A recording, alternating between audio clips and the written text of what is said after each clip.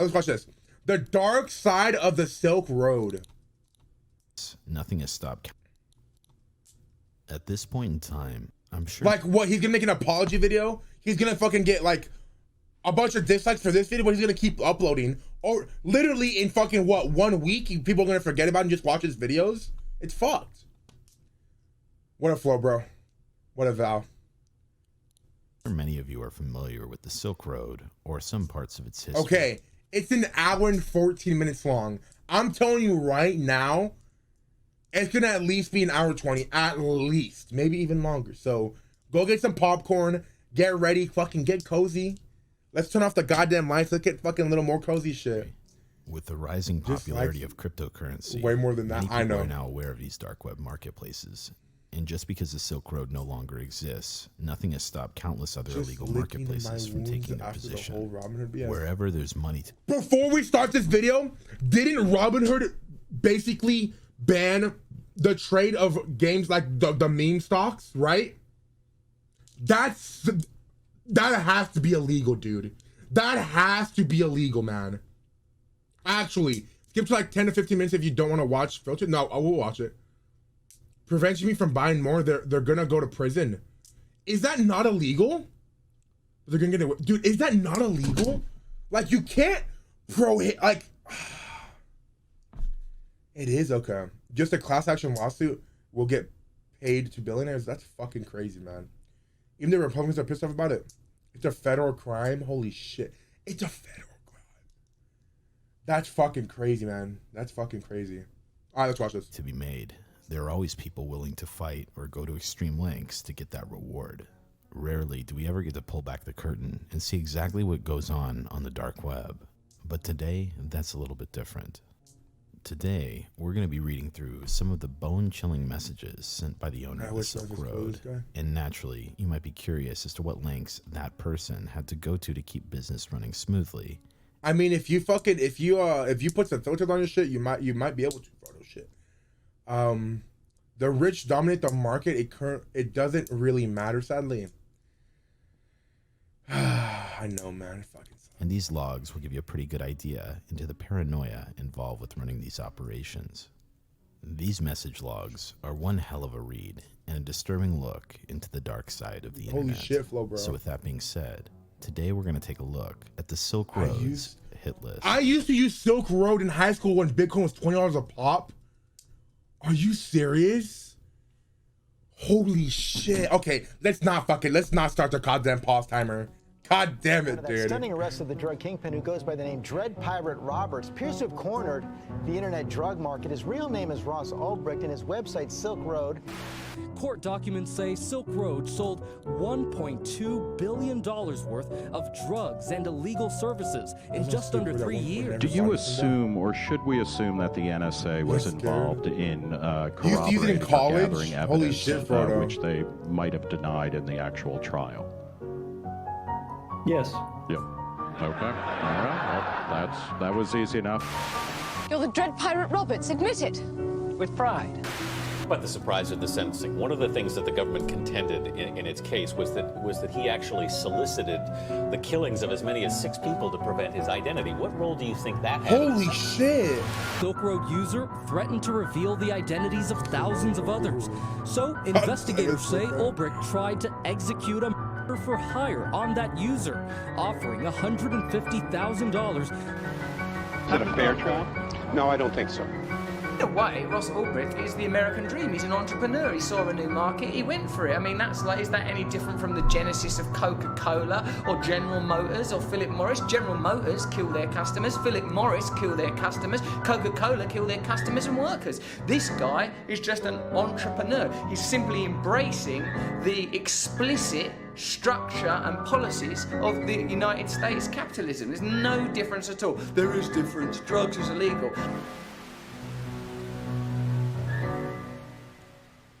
I don't know about all that. I don't, shit. I mean, depending on who you ask, Ross Ulbricht is someone who is either regarded as a saint or a dangerous criminal. And I don't think this guy is either of those things personally, but I do need to give a fair bit of context before we get into the actual messages I want to go over. Ross Ulbricht's case is widely covered. This is his channel. So the guy from the video, lighting a baby on fire, slapping a black girl's ass in public, beating a baby in public, pooping in an adult diaper around New York City. Oh my God, dude. What the fuck, man? People would just do anything for clout nowadays, man. It's fucking crazy. It's fucking crazy, man.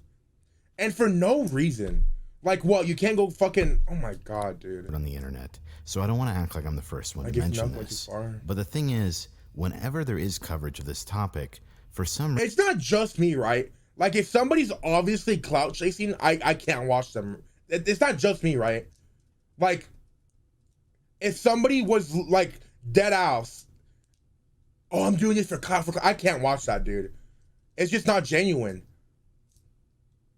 There's some people maybe, but it's just crazy now. Now you can say that you watched this before Miz. Shit, reason, these messages are completely left out. I'm going to go over Ross's trial at the end of this video, so I ask that you hold all opinions. Last pause, that's cap. But, I'm gonna get a little comfy before we fucking, okay. Or what you know previously until you've watched the entirety of this video.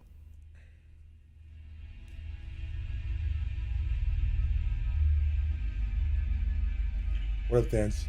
You keep it at the perfect time. We're just starting a video, an hour-long video.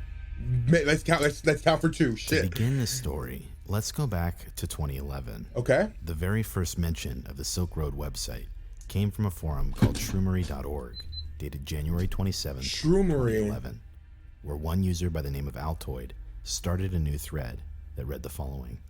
I came across this website called Silk Road. It's a Tor hidden service that claims to allow you to buy and sell anything online anonymously. I'm thinking of buying off of it, but I wanted to see if anyone here had heard of it or could recommend it. I found it through silkroad.wordpress.com, which, if you have a Tor browser, it redirects you to the real site at this onion link. Let me know what you think. This post got a couple of replies and was later buried, but since it is the first mention of the site anywhere on the internet, and the fact that he said let me know what you think at the end of it, it was believed that this was some sort of advertising tactic, which caused the FBI to look into the username of who Altoid. Okay, last time I'm pausing, my mom, the fucking heater's on. I feel that shit. I'm gonna go fucking turn on the AC, motherfucker. All right, I'll be listening. Was conveniently, the moniker Altoid also had an account on Bitcoin Talk, the official Bitcoin forum.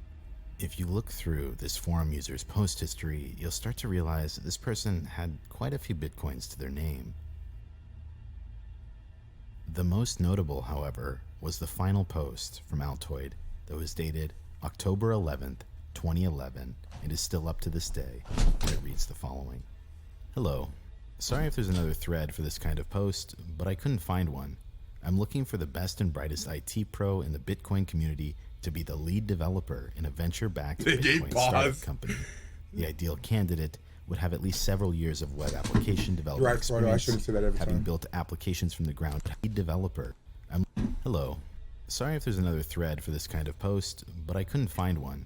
I'm looking for the best and brightest IT pro in the Bitcoin community to be the lead developer in a venture-backed Bitcoin startup company. Okay. The ideal candidate would have at least several years of web application development experience, having built applications from the ground up.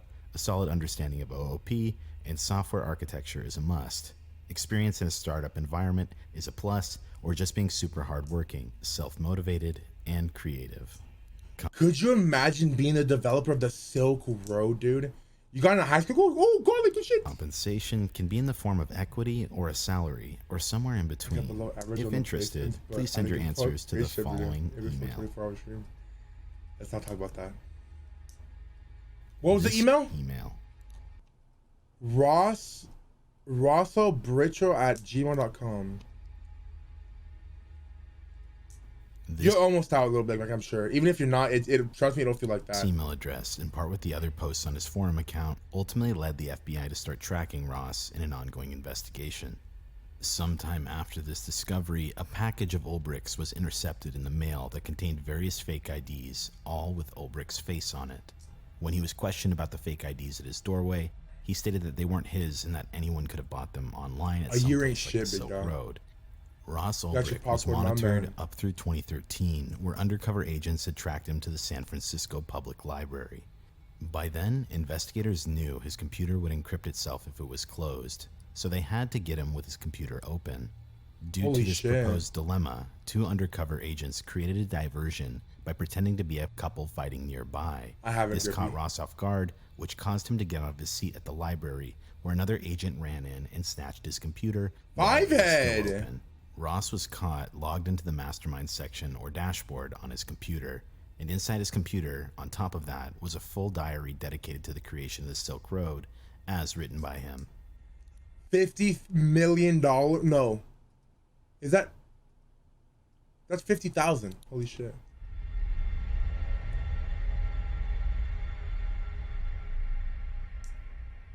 The cast of characters. Now that you have a somewhat general understanding as to how Ross Ulbricht was caught by the feds, it's time to get to the main point of this video. First and foremost, let me introduce you to some of the characters that are going to be in this transcript. Dread Pirate Roberts is Ross Ulbricht, and this is a reference to the movie Princess Bride.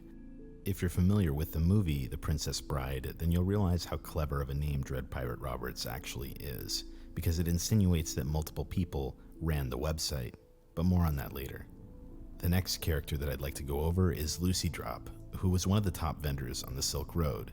Lucy Drop became a well-known vendor, as I said, and built up a very, very, very strong reputation prior to exit scamming. If you're not familiar with exit scamming, it is essentially when you build up a ton of reputation as a seller and then completely cash out and don't fulfill orders. Leading up to the messages were about... Could you imagine? Yo, boys, go... Dude, that's crazy, dude.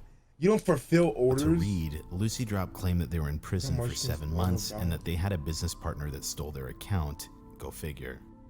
If that doesn't sound sketchy enough, when Lucy Drop returned to the forums, they claimed that they were sad because they lost everything and everything was stolen from them, and on top of that, they claimed they wanted to come back and get their old account frozen and that they would never sell again and that they just wanted to wish everyone a good life. Wait, say it again? I'd like to address a couple of things people have asked me or have come up in the discussion. Will I ever vend again? No, I do not have the means to vend again. And even if I did, I wouldn't. I put in a lot of work and effort into this, and I have nothing to show for it except a ton of people who were hurt because of the actions of my rogue partner. I wish I had more to say on this, but guys, damn. Even if this is true, fuck it. I can't imagine the amount of money they made, man. Exit scams were frequent as fuck, really? And that they would never sell again, and that they just wanted to wish everyone a good... So did they just, like, if you were to buy on this website, right? Will they just mail it to you? Or how does that work? Like, yes? So you could just mail mushrooms and like weed and shit? I know you could, or drop assets if you have one. They make it look normal. You can mail anything? Really? I had to check every day so my parents won't tell. Everything was discreet as fuck. Wait, really? Did you used to buy shit? You don't have to disguise it? Heroin, drugs, fake IDs. It's been 8 minutes and you've already paused 15 times. Let's not talk about that, Grippy, you son of a bitch. It's illegal to look through boxes and shit without a warrant. Guns? I bought all types of... What the fuck? Holy shit. There are striking similarities between Lucy... Because I know like you could mail shit from... I know you could do weed. But I didn't know you could do fucking hard drug. That's fucking crazy, dude. They tell you not to open your mail for a week because they can legally open your mail even if they are onto you. They tell you not to open your mail for a week because they can't legally open your mail even if they're onto you. Really? I never got weed. That's more of an easy way to get caught. This man knows. Damn, dude. That's fucking crazy. Thoughts on this art? That's fucking cool, man. That's fucking cool. Drop and another scammer. This infamous vendor went by the name Tony76. They also exit scammed in a very, very similar way by building up reputation over a few months and then running a sale. Both vendors were from a certain part in Canada, and both of them sold the exact same type of product. Damn. On top of all of that, both of them shared very similar idiosyncrasies when it came to typing. Even 6 years ago, it was speculated that they were the same person. As a result of being a scammer in the marketplace, Tony76 was not liked by Ross Ulbricht because scamming on his marketplace damaged his brand. Keep all of this in the back of your mind as we get into these messages. Okay. The next character that is referenced in this log is Friendly Chemist, who wasn't a vendor, but someone who claimed to be a middleman between the Hells Angels and Lucy. Never mind. Drop. Throughout these messages, Friendly Chemist is frantic, and he claims that he needs $500,000 or else he's going to release the names of thousands of customers on the Silk Road. I'll let most of the messages speak for themselves for this character, but let's move on to the final character. Lastly, we have Red and White, and in these messages, they are supposedly from the Hells Angels. This is the person that Friendly Chemist is in debt to for about $700,000. Now finally, with all of that context out of the way, let's get into these messages one by one, and I'll give analysis as we go along. Let's get into that.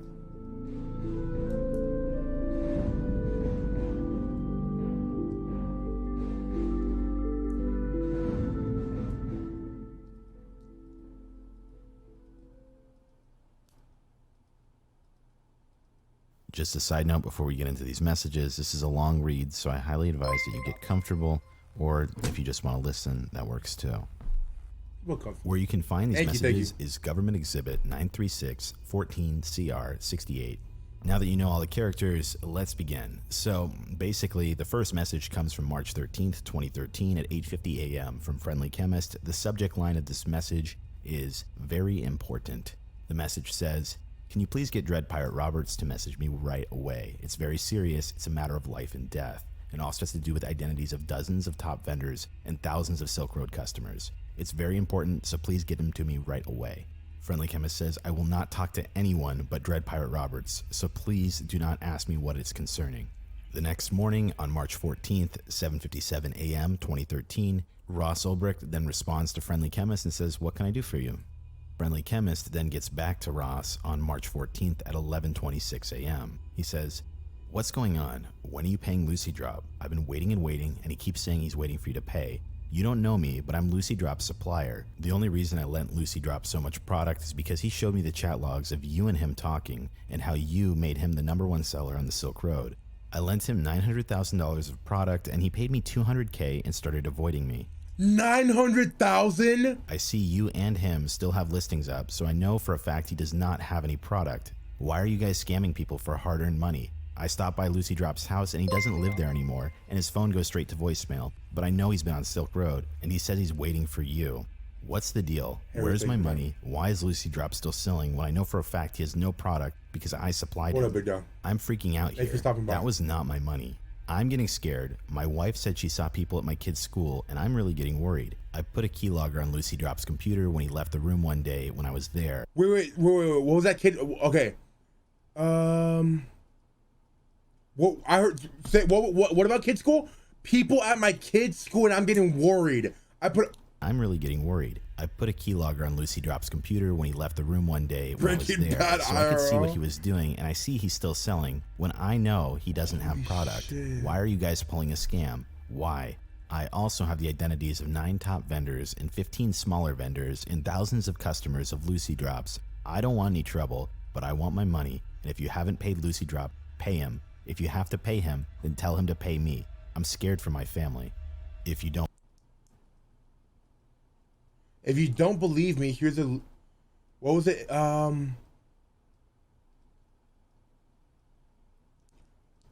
don't want any trouble, but I want my money. If you haven't paid Lucy Drop, pay him. If you have paid him, then tell him to pay me. I'm scared for my family. Oh, shit. Don't believe me? Here is Lucy's password info. Here we see the attached password from Lucy Drop and the withdraw password, which is used to pull money out of the Silk Road. And then he says, "I will not do anything until you message me and tell me what's going on. Please get him to pay me as soon as possible, or pay him ASAP if you haven't. This is my life here, and I'm scared for my family because of the money I owe. That's the biggest PSA that I ever want. Don't sell drugs, kids. Don't do it. It's not, I mean, just don't do it. I mean. So here we have a guy claiming that he put a keylogger on Lucy Drop's computer, and that computer has now been lost because it was stolen by the Dude, it feels so much more nice. Oh my God. The heater was low-key killing me. I was about to have to take out my goddamn cozy-ass blanket. Shit. Conveniently enough. On March 14th, 2013, at 7:34 p.m., Ross Ulbricht would respond and say, "I'm really sorry for your situation, but I never had such a conversation with Lucy Drop. He/she must have made it up to trick you. We have no special deal." Ross Ulbricht. I drove for someone who has been robbed. Not fun. Holy shit.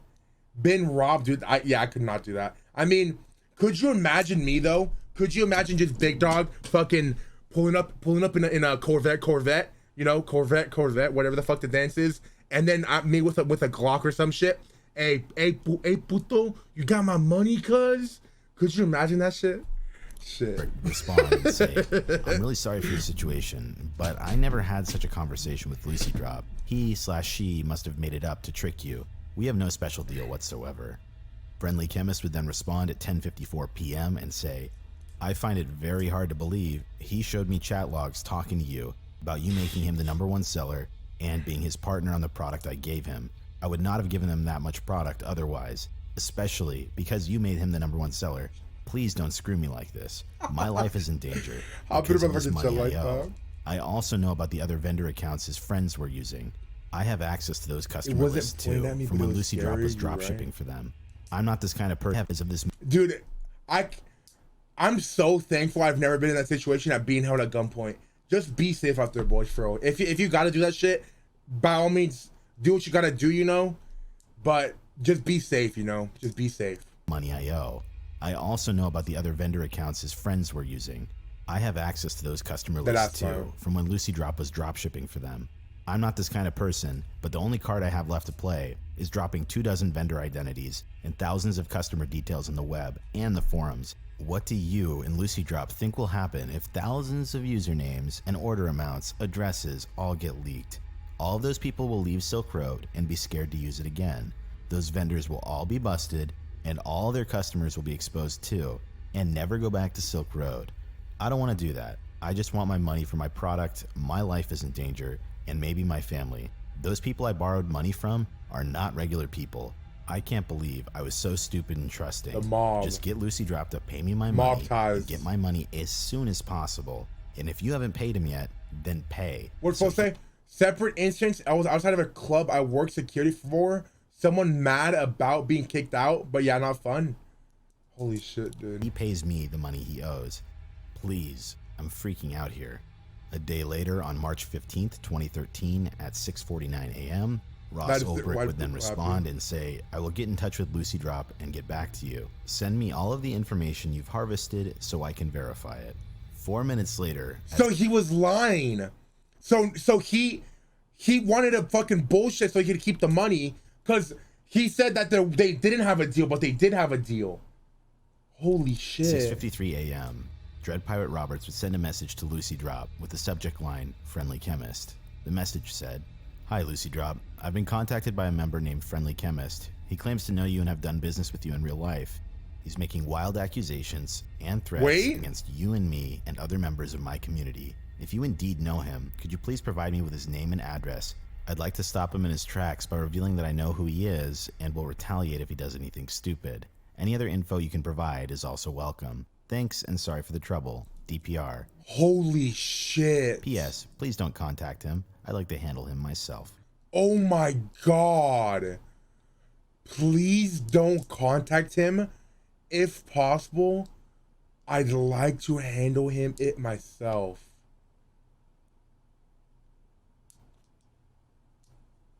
Dude. This is a really stupid move if Lucy Drop's computer was actually keylogged, but under those circumstances, I guess he's testing the bluff. Holy On shit. March 15th at 9:17 a.m., Friendly Chemist would then get back to DPR and say, I didn't harvest anything. Lucy Drop kept a log of every single transaction he made on the Silk Road like an idiot. 10 a.m., Friendly Chemist would then get back to DPR and say, okay, so Friendly Chemist is Lucy Drop's supplier. So this is what he sent to him again before Lucy said anything back. I didn't harvest anything. Lucy Drop kept a log of every single transaction he made on the Silk Road like an idiot. There are thousands and thousands of orders, and there are over 20 vendor identities from where he did biz with them. Some with phone numbers too, and over 5,000 customer identities. He also ran more than one account on here and seems to be still vending on those accounts too, and did everything from one computer. So I have their info too. You already know that I have access to his account, and you can see most of his orders are not encrypted, so I don't know why you're asking me to send all the info to you now. I believe these are direct messages. So these are direct messages through the Silk Road. They are on Silk Road DMs. Yeah, that's what I was thinking.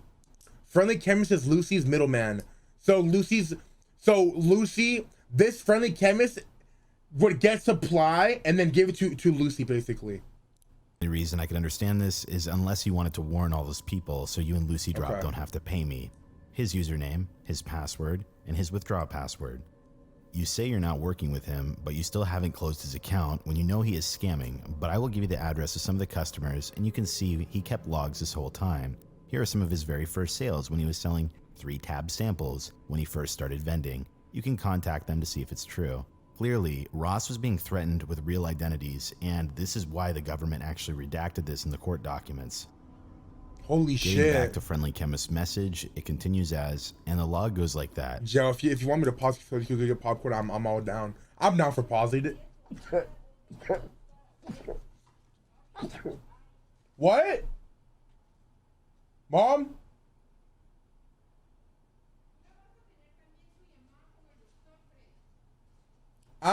If it's today, I can't do it.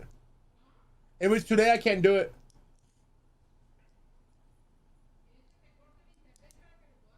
Mom. I mean it too. Friendly Chemist has ties to be Hell's Angels to catch you up. Hell's Angels, that's a biker gang, right? I think. Thank you, Age. I appreciate that. Wait, can you do back to the part where they showed the address, please? Yes.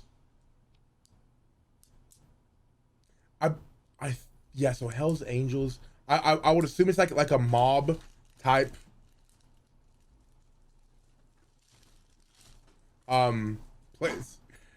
The real identities, and this is why the government actually redacted this in the court documents. One sec.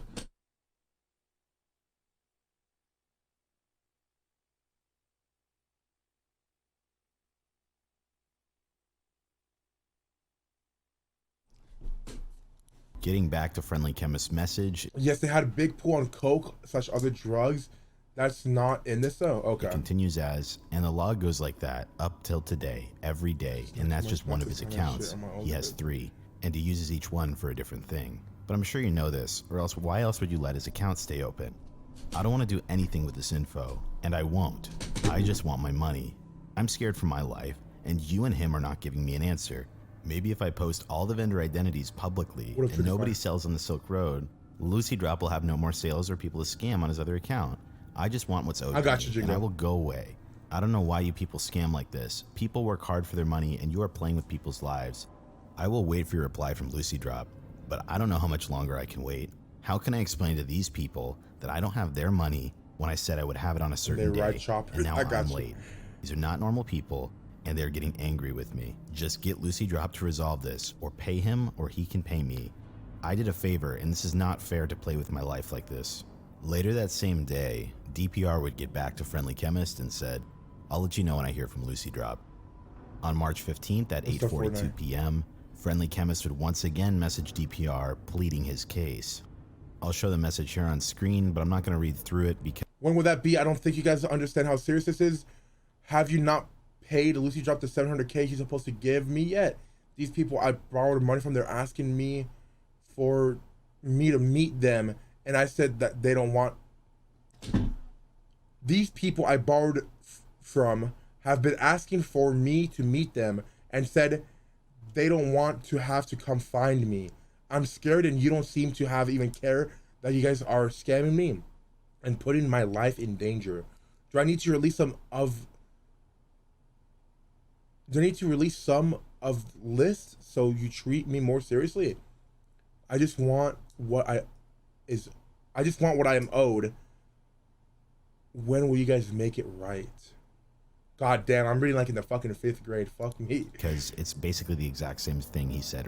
People thought DPR only had 50K. Shit. Earlier in that day. We're kidding. On March 16th at 5:22 a.m., Real Lucy Drop would join the Silk Road forums. Here, Real Lucy Drop would post the following thread. Do not buy from Lucy Drop on Silk Road. I can't talk about the specifics for security reasons, but I was in jail for more than 2 months, but less than 7. I got released very recently. Lucy Drop on Silk Road is not me. Do not buy from that account. My partner completely f***ed me over. I went to our spot and there's nothing there and he won't answer my phone calls. He took the work computer and everything else. He took my entire savings with him that was being used to keep the supply up. He took my entire life. Somebody please get in contact with DPR or vendor support and have the account shut down immediately and freeze all the funds in that account. How can I contact DPR? I can't find a link to message him. I can prove to him that I'm the real Lucy Drop, but I do not have access to my PGP or any of my logins. If you ordered from me in the past, namely a couple of top vendors, I can give you details and you can verify/vouch that I am indeed the real Lucy Drop. Do not trust anything that is said from the Lucy Drop account. Do not send any funds. Do not finalize anything. Holy shit. I just want to point out that it's very convenient that after Lucy Drop exit scammed, that this entire story came about as soon as this friendly chemist guy shows up on the scene to blackmail. What is this I mean, this PogChamp isn't bad. There's definitely been some worse PogChamps. This one's not bad. PGP is a specialty key, by the way. Okay. Just keep that in mind. On March 16th, 2013 at 2:15 p.m., DPR would send a message to Real Lucy Drop that said, "Hi there. How did the new person gain access to your account?" At 8:57 that same day, Real Lucy Drop would respond with a message that said, "It's not a new person who took over the account. It was my partner in real life that I started Lucy Drop with. I was the one that actually handled the Lucy Drop account until I got arrested." So what's PGP real quick? What's PGP? Private generating password? Private generating password? Generating password? What's a PGP? It encrypts your message between seller and buyer. Okay. That said, "It's not a new person who took over the account. It was my partner in real life that I started Lucy Drop with. I was the one that actually handled the Lucy Drop account until I got arrested. I was picked up on a previous warrants and spent some time in jail. My partner took absolutely everything from me in that time. He took all the work computers, the Bitcoin wallets, all of the work product, and nearly my entire life savings and scammed a bunch of people in the process. Shit. Friendly Chemist was our middleman to one of our Lucy distributors. I called him after I got released, and he's demanding I pay him some deal he had with my partner when I was in jail and telling me he will do something very stupid if he doesn't get paid. How do you know, Friendly Chemist? Keep in mind... Oh, shit. I mean, maybe the one with... Because keep in mind... But I think this is what he was going to say. Keep in mind, the real Lucy Drop doesn't have access to the other DMs. So this basically guarantees that that's the real Lucy Drop. I mean, maybe the one with the trans was kind of good because lots of people in Greek chat were making a lot of memes about it. I have no idea what the fuck you're talking about, Grippy. The Bitcoin, that dude's rich.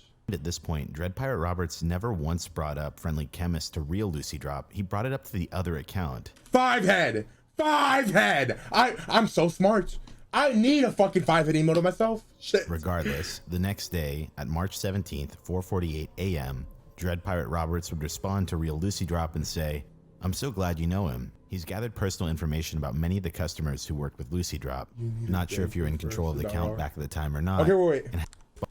I was talking about the one podcast. Oh, okay, my bad. On to real Lucy Drop and say, "I'm so glad you know him. He's gathered personal information about many of the customers who worked with Lucy Drop. Okay. Not sure if you're in control of the account back at the time or not, and has some other info on other vendors on Silk Road. Now he's trying to blackmail me and say that he'll release all of this info. If this happened, this would be terrible. I need his real-world identity so I can threaten him with violence if he were to release any names, addresses, or anything you have. Oh, shit. It sounds like he's in a tough spot that your former partner put him in, but I can't get involved and I can't release those IDs. Thank you for any help you can provide. Lucy Drop would then respond at 10:59 p.m. the same day and say, I don't know how I feel about that violent solution. Yeah. Remember that he also knows my real-world identity and has evidence on me as well. I'm sure you are aware of what would happen to me if any of my information was to be released. If he had access to that computer, there's a lot more damaging stuff on there than just the identities of a bunch of vendors and a bunch of customers of mine. There is enough on that computer to put me away for a very long time. He's acting really erratic right now, understandably because of his given situation, but I will set up a meeting with him and try and reason with him. It is also in my best interest that he does not release anything, as well as in the best interest of this movement we are a part of, putting power in people's hands. I fucking hate when money does that to people. I am in contact with him, and I told him I am talking to you and I'm going to have a meeting with him and try and resolve this problem of ours. Ross Ulbricht then responds at 1:27 a.m., just a few hours later, and says, okay, Lucy, do me proud. Holy shit. On March 19th, 2013, at 9:36 a.m., Lucy Drop would respond with the following message. I went to the meeting with him, and he is extremely frightened. He told me who he owes money to, and I understand his concern for his safety because they are not people you want to owe money to. He is freaking out and truly believes that his life and his family's life are in serious danger. He thinks that you don't take him seriously, and he said he was planning on releasing part of the information to show he is serious. I convinced him not to and reassured him that things would be okay. If that information gets leaked and those vendors get busted, I would get busted too. I tried not to show him that I was too concerned with his threats, but I'm not sure how to deal with him. He said he's been doing his research, and he said he's discovered a flaw with Silk Road that buyers have never thought about. I'm assuming he's referring to the fact that the vendors all have people's addresses and can use it against Silk Road or the buyers themselves to extort money or what have you. Yeah. He also kept talking about the shitstorm that would be caused by that much information being leaked by the media / police picking up on it and starting a mass panic. He said if we don't pay him, he will release the information, and if that does not work, he will go straight to the police with all the information and get into the witness protection program. The people he borrowed the product from are a big criminal organization in Canada, Hells Angels, not sure if you're familiar with them, and the police have been known to treat witnesses against them very well. This is saddening because what was that last part? He borrowed the product from are a big criminal organization in Canada, Hells Angels, not sure if you're familiar with them, and the police have been known to treat witnesses against them very well. This is saddening because this guy is not really like this, but I guess with the threat to his family's life, he is under extreme stress and acting out of character. I calmed him down a bit and told him I would find a way to help. That was somewhat of a lie on my part because I don't really know how. I can help him, but I wanted to reassure him that I didn't do anything drastic in the meantime while we find a solution. I told him that you would never really fully trust him to not use the information against him even if you got paid, and he said the following. I'm recalling this all from memory, so excuse me if it's not completely accurate. He said regardless of anything, he needs to pay the people as soon as possible or he's in grave danger. He offered me a deal because, as you know, selling on Silk Road was my income and he was my connection for Lucy. He said he wants to be paid and that he would give me product at his cost so that I could pay you back by selling and giving you the percentage of what he would normally put on top when he was selling it to me. He was putting 50% on top of his cost when he gave it to me, so he suggested that I start vending again and you take 50% of all sales. That way you could be paid back in full, I would be able to sell again on Silk Road, and the people he borrowed the product from would be paid back and he would be safe. I said that was a bad deal because you still have all the vendors' information and customers' information. He said that he'd be willing to give you his identity, talk to someone on the phone, or verify, or give any other identifying information that could be confirmed as collateral, so we would never have to be able to use that information again. On March 20th, 2013 at 5:58 That's not that bad of an idea. Dread Pirate Roberts would say, you know his real-world identity, don't you? There is no way I will be handing cash over to a person who is threatening me and my community. Give me his ID so I can have some leverage in dealing with him. You said you don't know what to do now, so let me take over and give me all the info you have so I have the best chance of diffusing this situation. Lucy Drop then responds about an hour and a half later, basically reiterating what we just read about the 50% deal. At 3:29 p.m. that same day, Dread Pirate Roberts would respond and say, don't bother messaging me again if the message does not contain his personal information. I'm not fronting money to anyone, and I won't be blackmailed. I would also like the contact info / ID of the other Lucy Drop that ripped him off, and of his suppliers if possible. You don't know how to handle this situation, but I do. Stop showing this guy compassion. He's threatening your life and freedom and my livelihood. On March 21st, 2013, at 12:21 a.m., Lucy Drop would respond and say, "If you really think this is a good idea to deal with him, I will give you his personal information you want about his identity. Please understand why I'm hesitant, as it is my freedom we're dealing with. I will also have no income since he was my connection for Lucy. Are there any positions open on Silk Road, support or otherwise? I could really use some sort of job as my partner completely effed me over. Let me know how to send the information to you, plain text, or give me a PGP key to use." At 1:33 a.m., Dread Pirate Roberts would actually send a message to Friendly Chemist and say, "Have your suppliers contact me here so I can work something out with them. Do not tell them that I owe you money. That is not true and will only complicate matters. Tell them the truth, that the person who stole your money sold their product on my site and that you are now blackmailing me to get them their money. You should copy and paste this message to them." This is a really interesting move by Dread Pirate Roberts, or Ross Ulbricht, because he's trying to cut out Friendly Chemist, who is a middleman. Yeah. By getting in contact with suppliers, he can directly grow the Silk Road, and that's the reason he's doing this. Dude, this guy's such a fucking five-head. This, like, the way this guy types, he's so methodical and so precise with his fucking wording. I literally have to fucking pay attention. This is the first time I've actually paid attention this much to a fucking video, and I'm sure you guys are too, because it's so methodical, dude. He's a fucking dangerous five-head. Dude, it's fucking crazy, man. It's fucking crazy. 3 minutes later, Lucy Drop would send a public key and the encrypted PGP message that contained the person's personal information. At 10:44 p.m. on March 21st, he would send a message back to... This guy just uploaded a video on Spotify, Dark Side, and that shit's crazy too. This guy just uploaded a... Wait, like, just, like, dead ass? Like, this guy, the either Friendly Chemist or Lucy? What are these guys? Lucy Drop it says, "Please send me the exact address of Friendly Chemist. Okay. I might be able to make you a part-time mod. I'll run it by the staff." On March 25th at 10 a.m., a new user would pop up by the name of Red and White, and this is where the negotiating begins. "I was asked to contact you. Yeah, Who are the people supplier. Friendly Chemist owes money to. He tells us that you owe him money and a long story about some of this and some of that. As far as we're concerned, we gave him the product. Where it went and how does not matter. We told him he's only responsible for the missing product and money. We don't care if you stole it or borrowed it from him or anything. It was his responsibility to pay for it. He asked me to contact you anyways, so what did you want to talk to us about?" At 6:27 p.m. the next day, Ross Ulbricht would get back to them.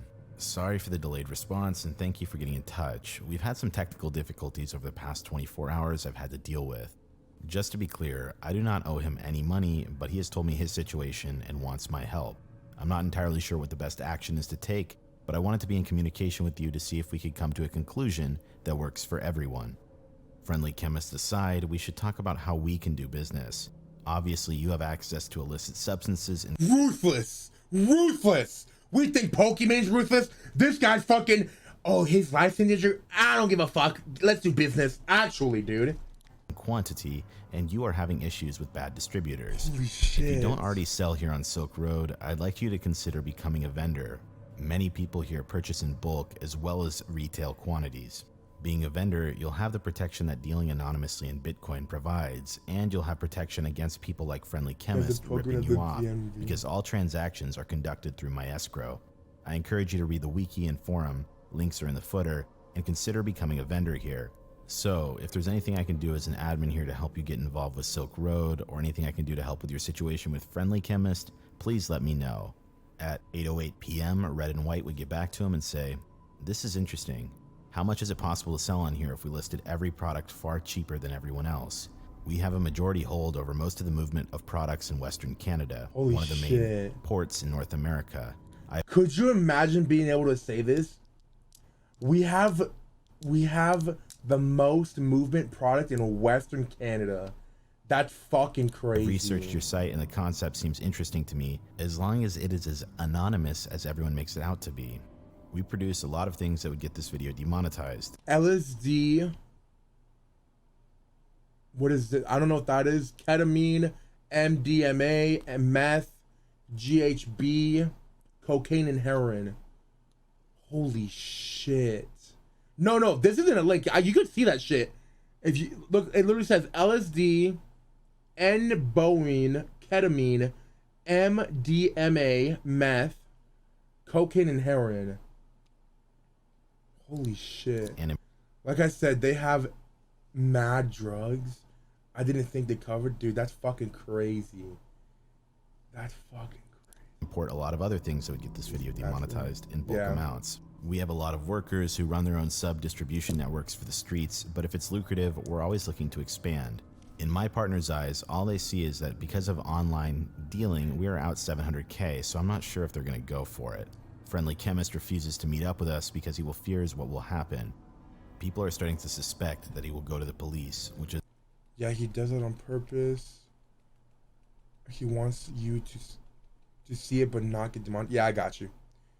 Are you sure this isn't TOS? I don't think so.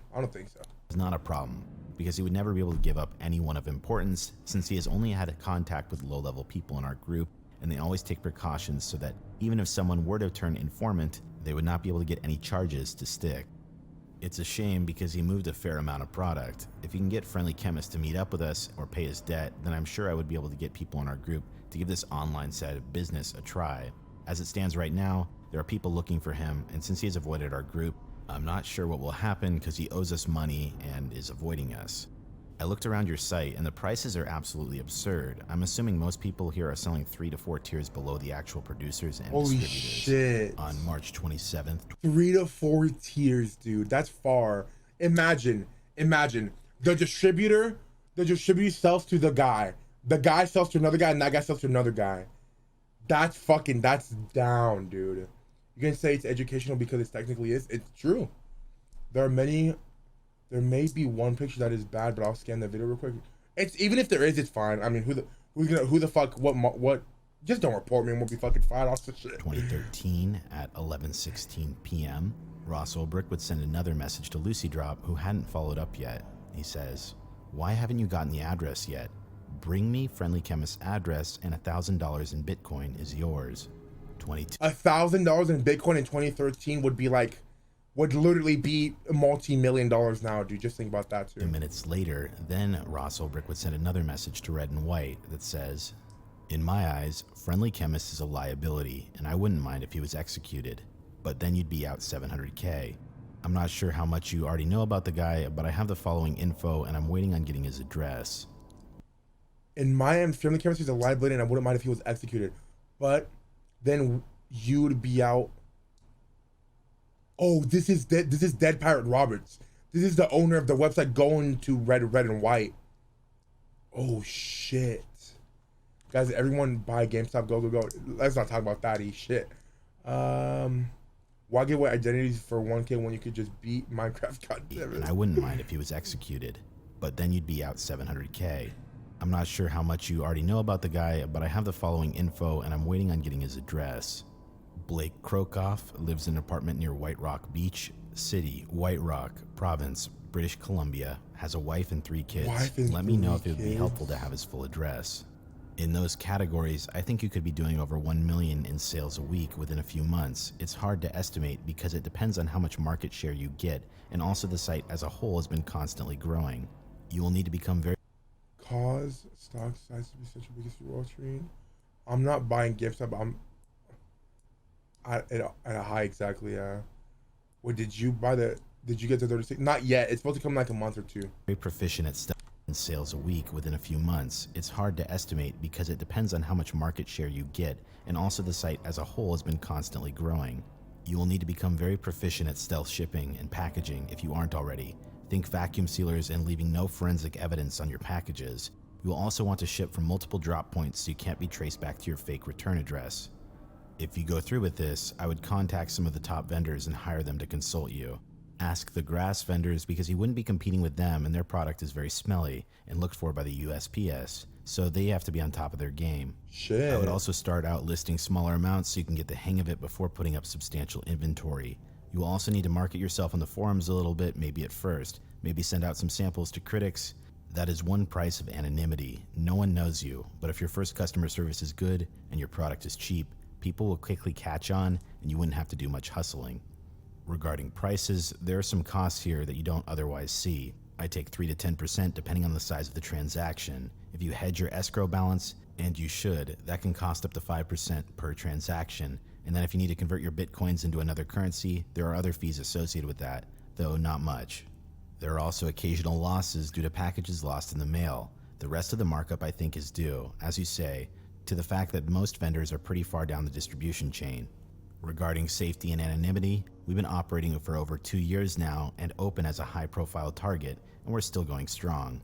If you take the necessary precautions and use the technology, I think you can operate very securely and efficiently here, maybe more so than your current operations. That's crazy, dude. This is crazy. It's crazy. Like, how can a website be up for 2 years if it's known for literally just selling drugs, man? March 20th. There's no way I've paused 15 times, you son of a bitch. 28th, 2013, 9:01 a.m. Red and White goes on to say, shit. I already have that information, but thank you. 1 million a week sounds like it would be worth selling on here once we know exactly how everything works. Even if the commission was 15%, it wouldn't matter, as we lose more than 15% on the streets with street-level guys getting robbed or arrested, losing product, etc. That's crazy, dude. Let me read chat real quick. There's a dark web. It's hard to track and take it down. That's crazy. He doesn't know. Fuck you, Frodo. There's a site. There's sites up longer than that now. Holy shit! $1,000 worth of Bitcoin in 2013 would be millions. Would be millions of dollars in 21. Fuck yeah, it would be. Back then, there was no alternative sites. Now there are gone, and there are hundreds. Really? What's up there, nipple? Silk Road only got taken down because it was popular AF. I'm not a snitch, but Silk Road is small nowadays. Really, Frodo? Also, we've kidnapped Friendly Chemist partner Zen, and we're already on the hunt for Friendly Chemist. I'll keep you updated on the developments. So far, we are liking what we're seeing from the site, and this could be a good partnership for both of us. As far as I can see, this site lacks any big-time suppliers. It appears that mostly street-level independents are buying small amounts, an ounce to a kilo at a time, and selling on here. We have the product and the manpower to do big things here. Forgive me, but it all seems a little too good to be true right now, so we need a little bit of time to research this before we make any sort of commitment. At 4:59 p.m. the same day, DPR would respond and say, I understand, and that's great news about Zen. If I understand the situation, he's the one responsible for your loss. By the way, so this Zen character just came out of nowhere, but that's supposedly Lucy Drop's old partner. Got you. So Lucy Drop's old partner. This is the guy that basically, whenever Lucy was in jail, this guy that they kidnapped basically stole all her shit, all her money, and fucked her life over, basically. This is some real Breaking Bad, dude. Actually, dude, dead ass. Big Dog, I'm down. 4 pounds. You better be catch. Hey, dude, 4 pounds already. Big Dog, shit. Time and start slowly. Good I would for hate you, for you to man. make a mistake and be left with a bad experience. Just let me know if you need anything. Also, you should look into PGP. Many customers like to encrypt the receiving address, so you should know how to decrypt it. When you're ready, let me know what account you want to sell with, and I'll cover the $500 security deposit for you. 8:32 p.m. that same day, Red and White would say, Breaking Bad got nothing on some of these guys, to be honest. This shit is scary. Why don't they make this into like a movie? Have they tried making this into a movie? Like a loosely based off of type shit? Because this would be such a good fucking TV show, man. Or even like short film. We are familiar with PGP as we've been using it for years via email linked to our smartphones. It's the only other... Like, could you imagine just a live action recreation of this shit? Like a bunch of bikers like doing this shit, man? way we communicate with each other. 8:32 p.m. that same day, Red and White would say, "We are familiar with PGP as we've been using it for years via email linked to our smartphones. It's the only other way we communicate with each other aside from in person, since phone calls are not secure. There is no loss anymore. Also, we were able to recover all of our missing product when we grabbed Zin. Oh, After shit. some questioning, he admitted he was intending on moving to a different country and setting up a new seller account on this site. Shit. We don't take kindly to thieves. He's gone." Oh, shit. Why would he admit that, though? What the fuck? Hot Neck 69. Thank you, Big Dog. Well, I think if you went too big, the dudes in this would be pissed off and fuck them up. You're not wrong. And it's hard because all it is text. You're not... I mean, you can get a lot of story from text, man. How do you think fucking movies are created? Their scripts. One Demon Show would be so good. There's no like actors. You're not wrong. I mean, I feel like, but they should have put this shit on Netflix. I mean, did like a Netflix recreation of this shit would be really cool, man. Can probably make a 24-hour compilation of your pauses. Shut the fuck up, Tech, you son of a bitch. They don't give a fuck. They go to jail for life on this shit on a whim, because as soon as one head gets cut down, another one rises. There's always a new one ready to take command. That's fucking crazy, man. I mean, they make movies from books, so it doesn't matter. That's exactly, you know, exactly phenomenal. Well, I mean, like, if there's a guy meaning. Well, I mean, like, there is no, like, guys meaning that they would shit up. I got you, Bigdog. Okay. This is a big ass game of shit, dude. This really is. I'm really liking this video. Was it Frodo that linked this? I forget who linked this, but thank you for liking this shit. This shit's really interesting. The guy typing is probably not even close to the head person. Yeah.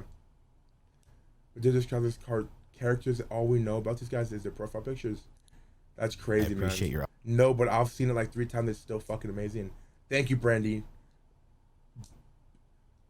Brandon. I'll just call you Brandon. Thank you, Brandon. I appreciate it. Offer to waive. Is that how you say it, Brandon? Or am I dumb as shit? Yeah, but I'm sure there's always a way. Brandini. Okay, my bad. Brandini. My bad, Brandini. Fuck. Okay. Fee, but if we were to sell on here, I would pay the same as everyone else. Very kind of you, though. I appreciate your offer to waive the fee, but if we were to sell on here, I would like to pay the same as anyone else. Very kind of you, though. In touch. I will be. So since Friendly Chemist partner, or Lucy Drop's old I'll call you partner, Brandini. is My now bad. Taken out, Friendly Chemist is starting to get panicked. On March 29th at 10:23 a.m., Friendly Chemist would reach out once more after a long hiatus. You leave me no choice. Holy shit.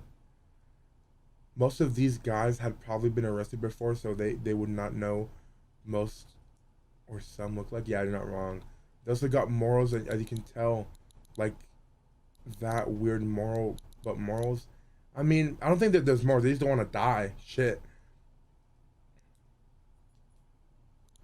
I want 500K USD in 72 hours, or I'm going to post all the info I have. I can't go back to my home. I had to move my kids and my wife somewhere, and I need the money so I can move my family and start a new life.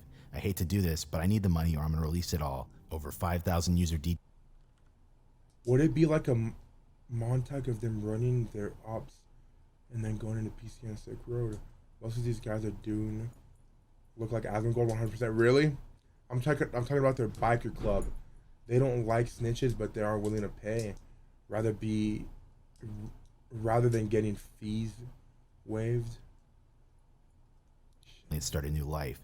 I hate to do this, but I need the money or I'm going to release it all. Over 5,000 user details and about 24 vendor identities. What's it going to be? At 3:54 that same day, DPR would respond and say, "Don't do anything foolish. The people that you owe money have caught up to Zin and have reclaimed their loss. I spoke and calmed them down. They're likely going to be becoming vendors here on SR. Now you can calm down too. Go back to your normal life and don't get involved with any of this stuff anymore."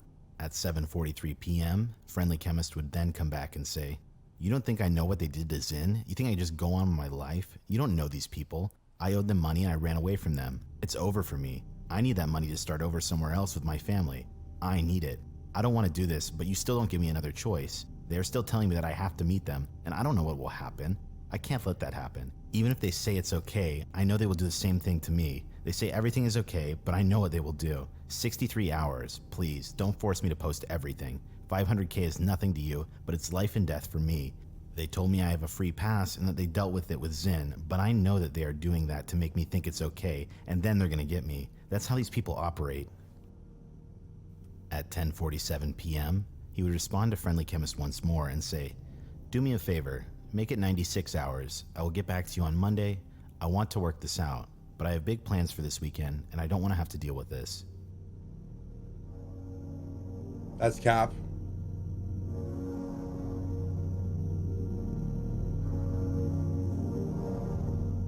March 29th, 2013, 10:55 p.m.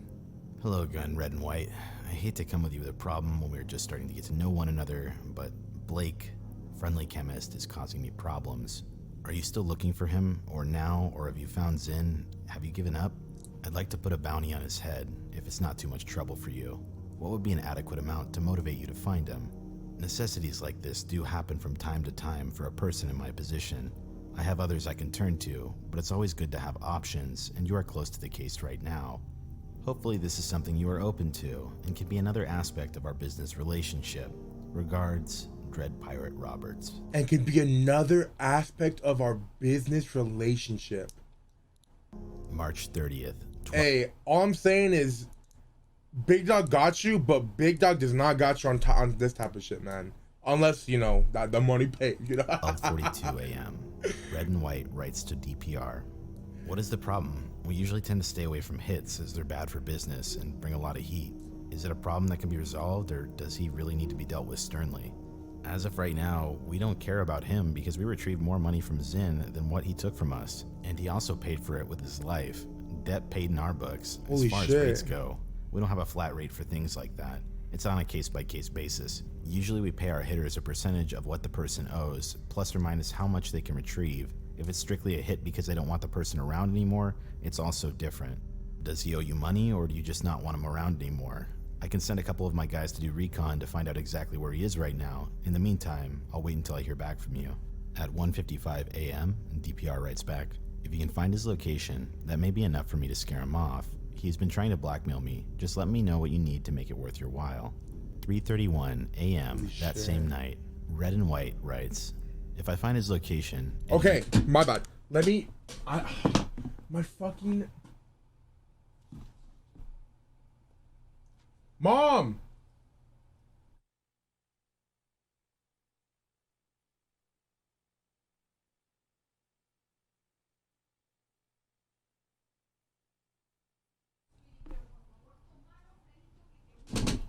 Okay, I'll do it. Don't worry. Thank you. Love you. My mom I have a fucking doctor. My bad.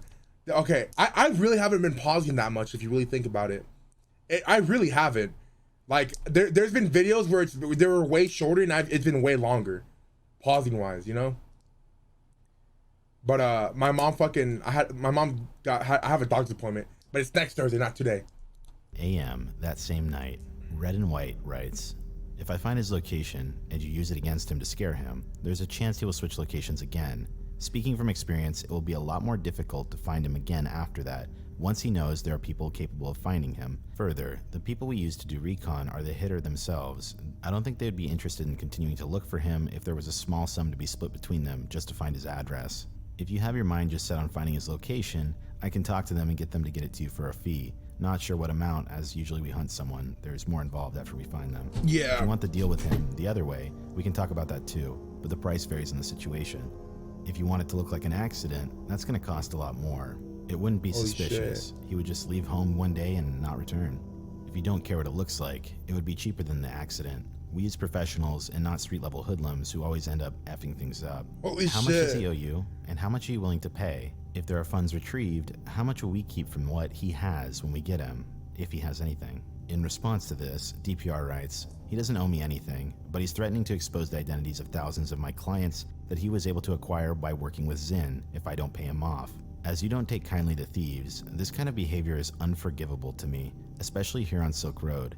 Anonymity is sacrosanct. It doesn't have to be clean, and I don't think there are any funds to be retrieved. Red and White gets back to him and says, price for clean is 300k USD, price for non-clean 150k to 200k, depending on how you want it done. These prices pay for 2 professional hitters, including their travel expenses and the work they put in. We can use our out-of-town hitters if you want as well, but I would not suggest them because they come with an extra cost and you don't seem to care about how he's taken care of. When would you like this done? On March 31st, 2013 at 8:59 p.m., DPR $150,000 for a fucking hitman, dude. writes, don't want to be a pain here, but the prices seem high. Not long ago I had a clean hit done for 80k. Are the prices you quoted the best you can do? I'd like this done ASAP as he's talking about releasing the info on Monday. Holy shit, dude. Bert said he's like an Amazon. Actually, dude. Actually. Has to be an Agent 47. It's not worth it. That's nothing to them. for a not clean hit. Now, what's Holy interesting here is that shit. 80K he's referencing for another hit is actually true. For that hit, however, that was set up by the FBI, and they essentially got one of the admins of the site to middleman a deal, and in his cooperation with the FBI, they faked his own death and torture and sent the photos back to Dread Pirate Roberts. Or the 80K hit was a sting by the FBI that basically faked his death. What the fuck? Dude's a millionaire worrying about 150K. I mean, shit, man. 150K compared to 80K is a lot, you know? Maybe not for a billionaire, but shit. That's fucking crazy, dude. That's what I was talking about. By the way, the fucking Amazon one, there's a video that shows a picture they sent to D. Is it in this? If it's not, if you have it, I would fucking love that link. Well, actually, I probably couldn't show it on stream. Actually, never mind. That's crazy. Getting back to the messages, however, we can go back to what Red and White has to say. I'm sorry, we can't do that for that price. The best I can do is 150, and even that is pushing it. Since you need a rush job done, usually we would charge even more. In the interest of the business relationship to be, I could do 150, no lower. If 150 does not work for you, we're gonna have to pass. We use professionals, and we pay them a good price. Always send them out in a team of 2 plus, 75K each for expenses, and the job is a fair amount, I think. We have one of his associates, and we're paying him to set him up for us. We'll pay that ourselves on our end. We have one of his associates. We're paying him to set up for us. Well, oh, okay. I'm guessing you're not gonna be able to pay. So it's a middleman for the hitman. Okay, I can't find it. I've watched all the content on this. It's so interesting. Cash. This is so fucking interesting, dude. So how would your payment work, since you need it done before Monday? A couple hours later, Red and White follows up again and says, if you want it done by Monday, that only leaves today. It's Sunday morning here. We always seem to miss each other online, so I will leave a Bitcoin address in case you want to pay that way. Probably the best so we can get used to dealing with Bitcoins anyways, since we will be selling here more than likely in the next week or two. I will check the computer in about 10 hours, and if I see that you want to go ahead with this and the payment has been sent, we'll go ahead and do it today. Here's the Bitcoin wallet address. If you want picture confirmation of the job afterwards, give me random numbers and I will have them write them beside him and take a picture for you. DPR then gets back to him a few hours later and says, thank you, Red and White. I've only ever commissioned one other hit, so I'm learning this market. I have no problem putting my faith in you, and I'm sure you'll do a good job. The exchange rate is about above 90 right now, so $90 of Bitcoin, so $150,000 USD is gonna go 1,670 Bitcoin. 1,600 Bitcoin. Each Bitcoin is worth 30,000 right now, dude. Oh my god. There's other videos like this one. I can send more. If there's other videos like this that are different stories, I'm so down. Market tanks in the next few days, I will send more. Here are some random numbers for the picture. Here is the transaction number. Here's the random number for the picture. For 1670 Bitcoin to this. Here's the transaction number for the 1600 Bitcoin. Good luck and be safe. Bitcoin wallet address. Good luck. 53 million today. Be safe. If you look up this Bitcoin transaction, it was sent on this exact same day, right around this time. If you Oh my god. Transaction, it was sent. Dude, that's fucking crazy. Like, this shit is real. This shit is literally real. On this exact same day, right around this time. If you use a Wallet Explorer, you can actually trace back the Bitcoins to a wallet that's labeled Silk Road. So this is impossible to fake, and under these circumstances, he did send this money. But there's a lot more to this, so sit tight. March 1st, 2013, 10:06 p.m. Your problem has been taken care of. They seized a bunch of stuff he had with him at the time as well. They said he had a couple laptops and a bunch of USB sticks. Is there any of that belongs to you? They questioned him and he spilled everything he knew. He said that he and Zin were actually working together on this scheme to blackmail you, and that they were brought in by a third guy who was selling on here for a couple years, who was a scam artist. Apparently. Holy shit. Isn't a Bitcoin only worth 3K more than what it is in this video? So isn't a Bitcoin only worth 3K more than it was in the dude in this video? This is 2013, dude. 2013 it was $90 a Bitcoin. Here's another one to watch later. Back then it was worth $300 a Bitcoin. I mean, I think he said it was $90 a Bitcoin. And they did the price and shit. The most exclusive identity on the internet, part 1. Is it? Oh, it is. Oh, it's the same people. Fuck yeah, dude. Bet. I'm down. He makes selling accounts, sells for a while, then pulls a... Cause look. Okay, we're at 43. Look, it says right now Bitcoin is about $90 a Bitcoin. It literally says it right here. So right whenever this happened, the day this happened, it was $90 a Bitcoin. Apparently he makes selling accounts. Dude, I really like these fucking videos, man. I really like these videos. I actually might upload this to my YouTube because I did not think this was gonna be this interesting. Sells for a while, then pulls a big scam, and he just keeps on creating new accounts after he does his scams. They got that guy's name also. I'll give you that free of charge when I meet them to get the picture and the computer hardware they got. Rest easy though, because he won't be blackmailing anyone again. Ever. Holy shit. Now at this point, if you can guess who that I wonder how much people were invested heavily in Bitcoin back then. Probably not that much because they used it as just currency for fucking drugs and shit. We told you. Thank you, Brandini. I forgot how good this video is. Dude, thank you, man. You're gonna start to thank you, Brandini, for real. Put everything together in your head. I'll spell it out for you at the end, but I don't want to spoil it for now. On April 2nd at 12:55 a.m., DPR would write back and say, I just used it as a currency back then. If only I knew. Dude, dead ass photo. Excellent work. Please send any info you can get on this third party along with the picture. The picture can be uploaded here. I have no need for any of his possessions, so you can do whatever you want with that stuff. Thank you again for your assistance, DPR. April 2nd, 2013 at 12:59 p.m. The response from Red and White. And you know the craziest thing is?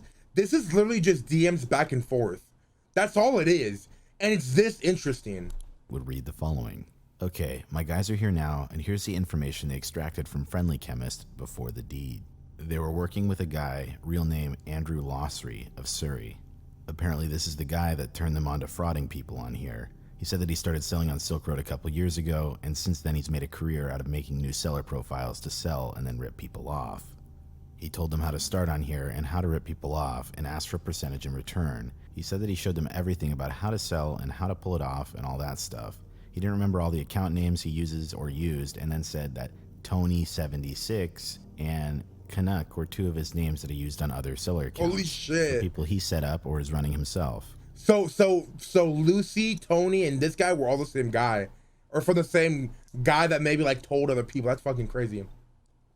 I can't even knew this, but there was a guy who bought a pizza with Bitcoin for 10,000 Bitcoin in 2010. Imagine how mad, like, oh my fucking God. I also went and looked at all the possessions they seized from him. The laptops were empty besides Tor and a couple other programs. The USB sticks he had were packed full of text files and thousands of addresses from all around the world. We destroyed everything we seized from him, but I kept a text file that was named blackmail.txt that had a ton of addresses in it and other text files. Since you mentioned that he was trying to blackmail you with all that information, I kept that text file in case you needed it. If you don't need it, then let me know and I'll destroy it. I also have the picture with me. A question before I send it to you though.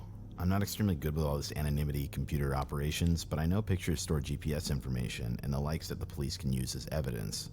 Is it safe to send it over here like that? We took care of him at one of our safe houses, so that worries me a little. I trust your judgment, so I was wondering if there was a way to delete GPS information from a picture before I send it over the internet. Another quick question. They couldn't blow up because of the actual, Bitcoin blew up because of the actual,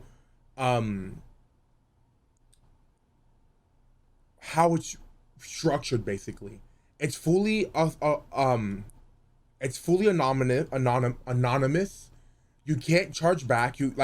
It's basically its own currency, basically, and it's backed by blockchain, and it is a full it's basically because it's its own currency and it's anonymous. There's no backing from governments and shit like that.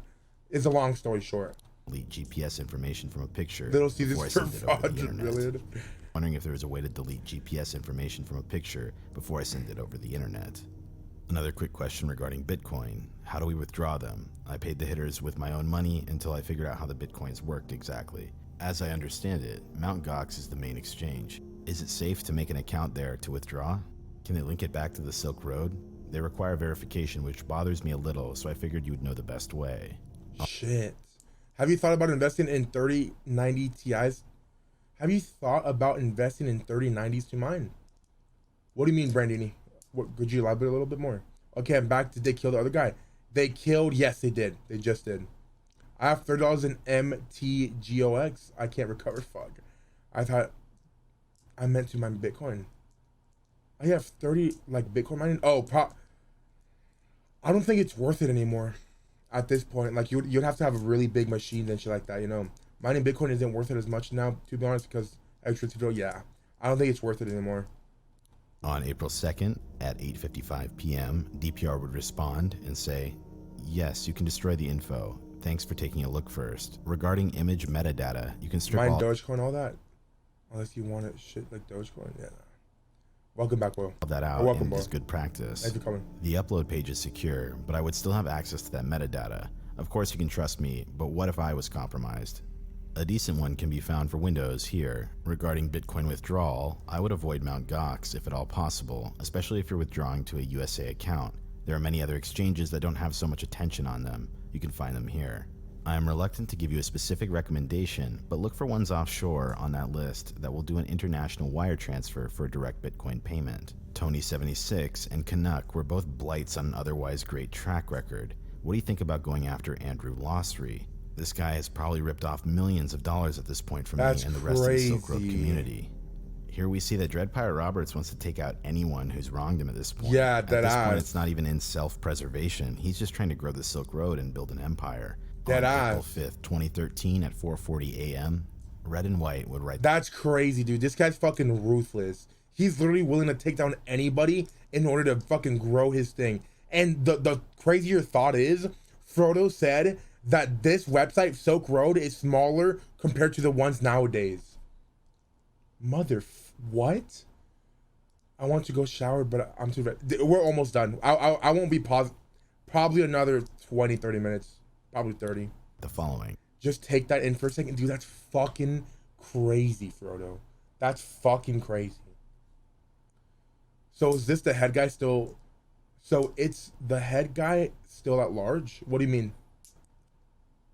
Yeah, that's mad to think. What up, Spicy? I've sent the file. I had to make sure I did the information removal properly before I sent it, so that I did not send GPS information with the picture in case it was intercepted somehow. Please delete the picture as soon as you take a look at it. As for the name, it's Andrew Losry, aka Tony76, aka Canuck, aka some other names I don't know. From what I got from Friendly Chemist. This video is basically about Silk Road. It's basically like the guy that made Silk Road, how he dealt with business and stuff like that. He has other names on here as well, or is working with other vendors on here like I mentioned before. As far as your question for going after him, I would need to do some asking around to see what kind of information my guys can get on him. Would you like me to look into it? A few hours later, DPR would respond and say, yes please, if you can find him, I would like to know. As far as the picture that's being uploaded, if it's not crystal clear already, that's the picture of Friendly Chemist's body. Yeah. So, let's move on. At 10:22 a.m., Red and White would respond and say, did you get the picture? Let me know so I can delete the rest of the ones I have.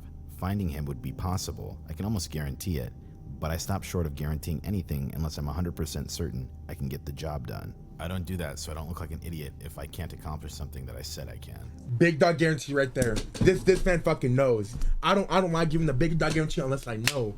That's why I've only said big dog guarantee a few times, you know?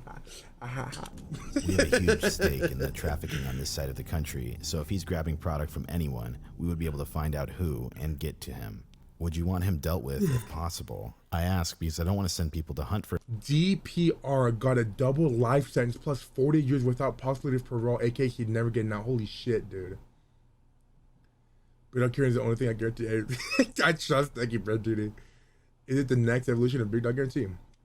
This probably, I mean, I'm not going to talk on that because shit, I mean, money talks, man. That's all I'm going to say. It really does. I hate to say it, but it really does. You gotta make sure it is a guarantee of the word it loses its meaning. Exactly. No, exactly. For him, and then I mean that I do hate because like they're like fucking. It's kind of come to mean like the Big Dog Guarantee is like a scam or whatever. I hate that. Like fucking Rich memes it, Miz memes it here and there, Greek memed it. But hopefully it'll get its rep over time. Maybe I don't fucking know. Nothing come of it once they find him. Also, please don't forget to delete that picture. Really.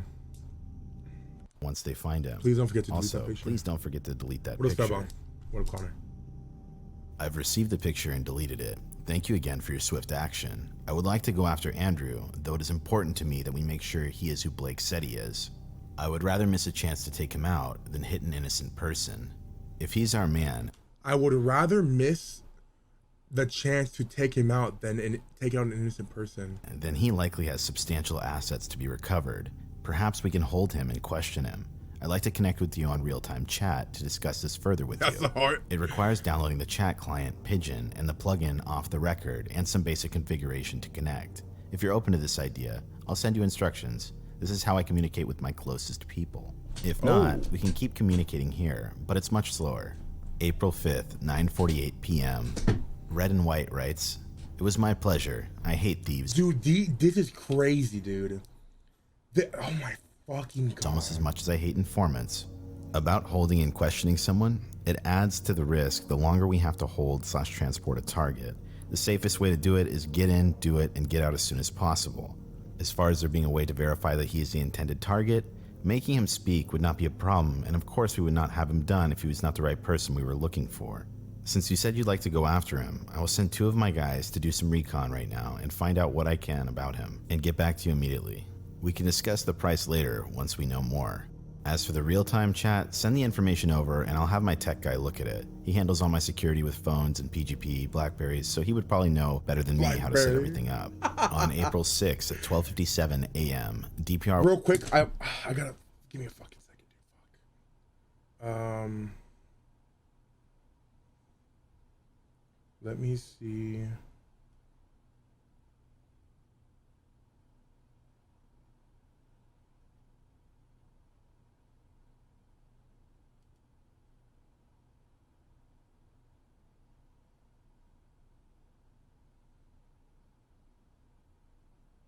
My bad.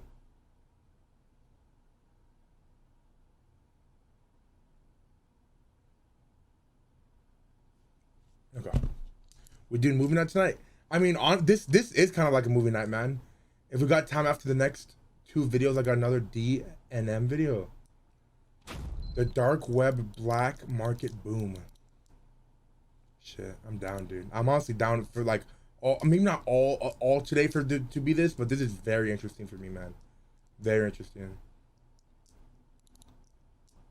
Can you message me some good videos? So when is the stream gonna end? Cause I just got here. It's gonna, dude. It's gonna be a long stream. It's gonna be quite a while. I don't know how long, but fucking pretty long. I got 10-minute video that's good for you after this got done. I would write to Red and White and say, "My gut tells me he's our man, but I'd hate to be wrong. Your men were able to get info from Blake, but maybe they can do the same thing with Andrew. He's likely sitting on many thousands of stolen bitcoins, perhaps tens of thousands. So I'd like to think we'd want to work him over to get those funds back. They could be on an encrypted drive only he can unlock. Taking him out would erase the coins forever. In the process of getting him to return the funds, I hope we could confirm that he is indeed the one Blake says he is.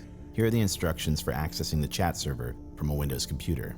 Attached in this message is just the instructions. I'm going to go over the domain name and the actual account later on.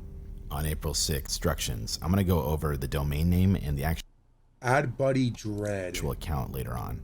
On April 6th, 12:20 p.m., Red and White would finally get back to DPR and say, "I found out who Andrew is exactly and who he was packing up his supply from. I also talked to a supplier and he said he mainly grabbed a lot drugs, heroin, coke, MDMA, and LSD. A lot of things that would get this video demonetized. He said he always goes through phases where he grabs a ton of product and then stops for a couple of weeks and then starts again. Sounds consistent with what Friendly Chemist said about how they run the stealing from buyers on here. He said he last heard from Andrew a couple days ago. He said he was planning on moving out of the province because things were too hot down here. That might be because he found out about Zinn and Friendly Chemist and now he's scared. The thing I don't get is if you're selling that stuff very consistently, why would you go through like doing the exit scam when you could just keep doing what you're doing and make money? Like if you just keep doing it, sure, you'll make a fuck ton of money if you exit scam, but I feel like it'd be easier long term if you just keep doing what you're doing, you know? I also had a chance to actually sit down and talk to my hitters about exactly what happened and how everything went down in detail. Because you won't get caught by the feds too. That's not, I mean, you're not wrong. The more you do it, the more likely you'll get caught. People get impatient. Yeah, that's true. Exit scams mean you're out. Yeah, but it seemed like this guy did it twice, at least. But with fucking Tony and then the other guy, and then he told Lucy. So almost 3 times. They said that Friendly Chemist was pleading with them and offering to give up Andrew, and that Andrew was a seller here by the name of Tony and a bunch of other names, amongst others. He said that when he first turned them on to the idea of doing this big scheme, that he would often talk about how he stole so much money, and that he once stole 15,000 online currency coins from one person on the site, and how easy stealing money was on here. Does that ring a bell? Did he steal 1,500 bitcoins from a buyer here? That would be an easy way to find out if this Andrew person is the same person you think it is. Do you have his transaction history to see if he actually did steal 15K bitcoins from someone? So this is a video about the Silk Road. It's basically just a story about what happened in the Silk Road, basically. Nipple sucking. Yeah, I trust my hitters to do a good job, and they're excellent at what they do, which is take people. It's kind of a Monk-esque video, low key, but it's very interesting. Very interesting. Scare people, and they told me they didn't think he was lying. The info I have on him right now is that he works and lives with 3 other people, and they all sell product. He is in contact with his supplier, who actually through a line of middlemen gets his product from us at the end of the food chain. Do you want to deal with this Andrew guy, or do you want me to put the team on standby? At 8:37 p.m. that same night, DPR would write back and say, I'm confident enough that it is him to move forward. Can we round up all 4 of them, separate them, and get them to out each other by giving up their stolen money? Recovering the funds is going to be tricky if you aren't in direct contact with your team, or if your team doesn't know how bitcoins work. If you have the other usernames Friendly Chemist mentioned, that will help me piece together things on my end. Regarding chat, there should be a certificate to accept. When it connects, does that show up? Holy shit, dude. Have you seen the YouTube channel Horror Stories? IDK, the stories are real, but if they are, they'd be scary. Shit. I haven't heard about it, but I'm down to give it a try. A couple hours later, Red and White gets back and says, it won't even connect. It's just stuck on connecting, and I copy and paste all the information for the login and password, etc., so it should be good. I also checked Tor to see what port to use. Won't connect for some reason. Okay. Do I have to fill in any more of the details? Local alias or anything like that? As for getting all 4 of them, it would be possible, but we would have to get them all at once so no one gets away. I would send 4 hitters instead of 2 to make sure there was no fuck-ups. I'm not sure on when they are planning on leaving the province, though. The guy that has been feeding me information on him says the guy's a degenerate gambler, so I don't know how much of the funds he will have on hand. He says he owes a ton of people money too. My guess is that he's been pulling the scams to fuel his gambling problem like a degenerate. It would make sense why he's teaching other people how to scam as well, since it has been too profitable for him to keep it to himself. Probably because he owes some money and then he offers them to show him how to do it as a way of paying back. I will have them take whatever they have on hand, but I don't want to pay my hitters to be hanging around with them for too long, since they're doing 4 people. Unfortunately, there are no bulk discounts for jobs like this. Usually the price goes up the more difficult it is. Yeah. Since you're easy to work with, I would be able to offer you the same rate as last time, times 4, if that works for you. Let me know. So what, that's 600K? If it doesn't. Or is it going to be a 300K because it's 75,000 per person? Please also let me know as soon as you can so I can call my guys off. They've been doing info gathering this whole time on Andrew and his whole crew. DPR would later write back and say, okay, let's just hit Andrew and leave it at that. Try to recover the funds, but if not, then not. How much do you need for this? On April 8th, 7:11 a.m., Red and White would get back and respond and say, if you want to hit Andrew only, I can have it done for 150 just like last time. We wouldn't be able to do it at their place though, because there's always at least a few of them. 2 hitters per guy? Oh, there, from what I'm told, since it's their home/office. So we wouldn't be able to recover any of his things. It's up to you what you want done, but we can send hitters into their home/office if they're only doing one of them. Do you not need the people he is working with dealt with also? If they're working with him, it means they're doing the same thing as him. Yeah. It would also be easier for the hitters to get to them in there so that they have a chance of recovering anything if he has anything there. It would also be better because it wouldn't be a public hit. If we just take Andrew, there's nothing to say that the other 3 wouldn't start up somewhere else with a new selling ID. Yeah. It is of course up to you what you want done and how, since you're the client. I was pretty certain you would want them all taken care of, so I had an associate send me a couple of his out-of-town hitters to accompany our local hitters. It is not a problem as I can just send them back and cover their travel expenses, but I obviously would like for them to not go back empty-handed. My mistake for not confirming what you wanted before I had the extra hitters sent down, but it's not really a problem if you don't want the others dealt with.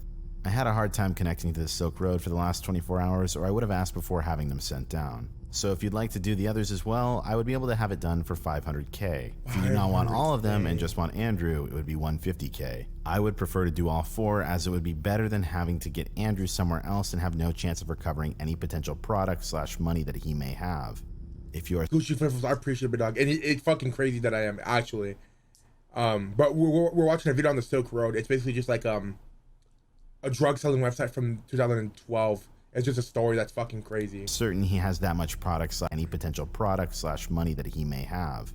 If you are certain he has that much product / money, I think it would make sense to do it at their home / office. It's up to you though. Just let me know what to do as soon as you can, since I do not know when they are leaving the province, and if they do leave the province, the price would go up exponentially. If you would just like to get Andrew done, send 150k to the same address you sent the other funds to. If you'd like all 4 of them done and the product / money recovered from there, send 500k USD to the same address you sent the other funds to. In the morning, I will check the Bitcoin wallet first thing, and I will know what you want me to do based on how much you sent, and I will have it done as soon as possible. Speak to you soon. At 6:50 p.m. on April 8th, DPR would write back and say, okay, I'll defer to your better Dread Pirates Roberts, DPR. judgment and hope we can recover some assets from them. 500k in BTC or 3,000 Bitcoin at 100. Bitcoin fucking doubled at this point, almost doubled, 166. $166 of Bitcoin has been sent to your address, and here is the transaction number. Once again, we can check this transaction number, and it was in fact sent from the Silk Road. On April 11th, 2013, 10:49 p.m., Red and White would finally get back and say, our hitters have been watching their house and we have a 1-week window to do it, but I wanted to ask you a couple questions before giving them the green light. The price of Bitcoins is trading at $61 right now. How is this going to work? Because you mentioned that you would take care of price fluctuations. We haven't withdrawn any of the Bitcoins. DPR would later write back and say, regarding the 3K coins I sent, get the best price you can for them and let me know if you are short and I'll send you more to cover it. Regarding chat, I made a mistake. You should add me at dread at this onion link. Now, this was the exact same handle that Ross was caught logged into his chat service when the FBI caught him. So keep that in mind. To summarize the last bit of messages, long story short, the hit goes through, they don't really recover much money, and then Ross sends an extra 2,500 Bitcoins to make up for the price.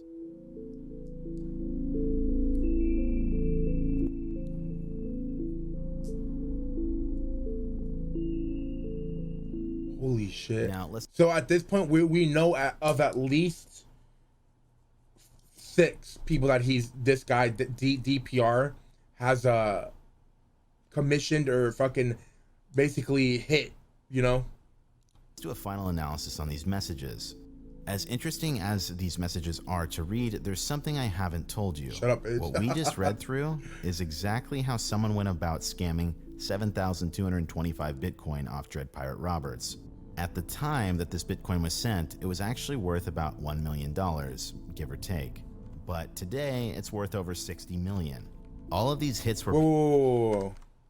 How someone went about scamming 7,225 Bitcoin off Dread Pirate Roberts. At the time that this Bitcoin was sent, it was actually worth about $1 million, give or take. But today, it's worth over 60 million. All of these hits were paid for, but Blake, Kirchhoff, Zinn, Andrew, and all the people involved with these hits aren't actually real people, because there's absolutely no proof of any of these guys ever going missing or ever existing in the first place. Oh shit! What's up, Dose? So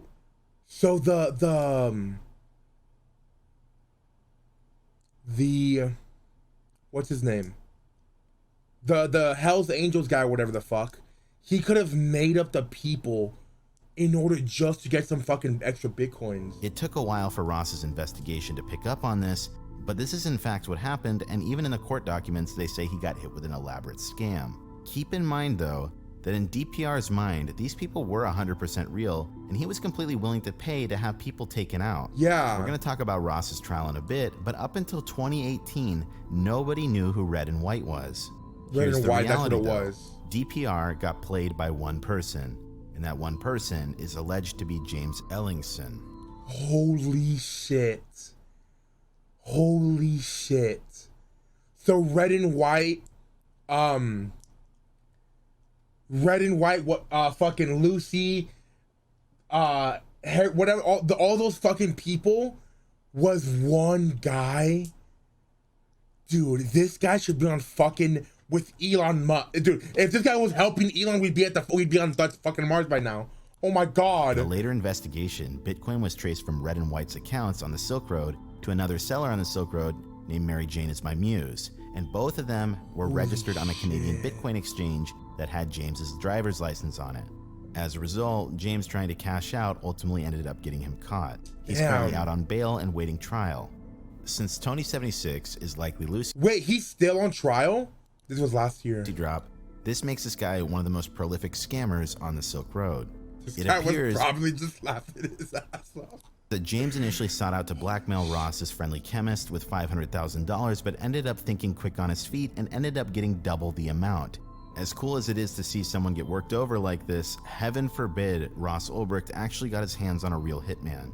To this day, a lot of people still deny the fact that Ross actually ordered these hits and they believe it's completely fake, and I'm going to be debunking that later on in this video. But for now, let's get into the trial. Holy shit, dude. Dude, this has to be a fucking movie one day. This was so good. He was like, fucking, dude, that's fucking crazy, dude. Oh my God.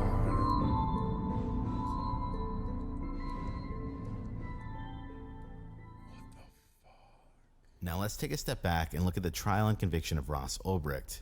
Keep in mind, my goal here is to cover this in a somewhat objective manner because both— So Ross Ulbricht is DPR, right? Dread Pirates, whatever. Homie was played, dude. It's crazy. That's fucking crazy that one person was able to do all these hits on these different accounts. Like, that's fucking— parties involved seem to be potentially stretching the truth. Step back by Ross pleaded not guilty despite being caught red-handed logged into the website. So it made me really curious as to what his defense actually was in this case. I went through countless pages on this actual court case, and what they planned on using as a legal defense, I honestly don't know how they ever expected to win. I'm paraphrasing here, but Ross's legal defense went with the story that Ross created the Silk Road not to make money, but as a social experiment. Then they claimed at some point Ross sold the website in 2011, and thereafter he bought it back just in time to get caught red-handed, where supposedly someone basically airdropped the diary onto his computer to frame him. This defense never provided any physical evidence of Ross actually selling or buying back the website. And he made them all have different ways of typing in DMs, dude. Holy, yo, sorry for my typing shitload ADCs using. No, you good, big dog, you good. But they still went with the story. Remember what I said about Dread Pirate Roberts being for just typing the first a very clever name, and it was actually given to him by his mentor, Variety Jones, someone who helped out Ross very closely. He actually suggested the name Dread Pirate Roberts if he ever got caught, so that way he could say he was just a fall guy. Variety Jones, someone who helped out Ross very closely. He actually suggested the name Dread Pirate Roberts if he ever got caught, so that way he could say he was just a fall guy. Variety Jones also taught Ross a wide variety of other things. He was basically just his right-hand man. The defense essentially claimed that the Dread Pirate Roberts forum account was shared by multiple people, which I find very hard to believe, but more on that later. This was to explain away the messages we read regarding the hits, as the defense claimed they weren't sent by Ross, but some other— No, so DPR, he wanted to look like it's different people, but it's supposedly just one guy, I believe. They're Dread Pirate Roberts that they never actually named. On top of that, the defense argued that the real Dread Pirate Roberts couldn't be Ross because DPR was a criminal mastermind. However, one thing I will say is that the Dread Pirate Roberts in those chat logs is not a criminal mastermind because he got scammed for almost $1 million. Yeah. If anything, that guy's pretty naive. The amount of assumptions you'd have to make— I mean, it's kind of hard to call him naive, because from the whole time I thought that was all real. Like, actually, like, how would you have been able to basically see through that?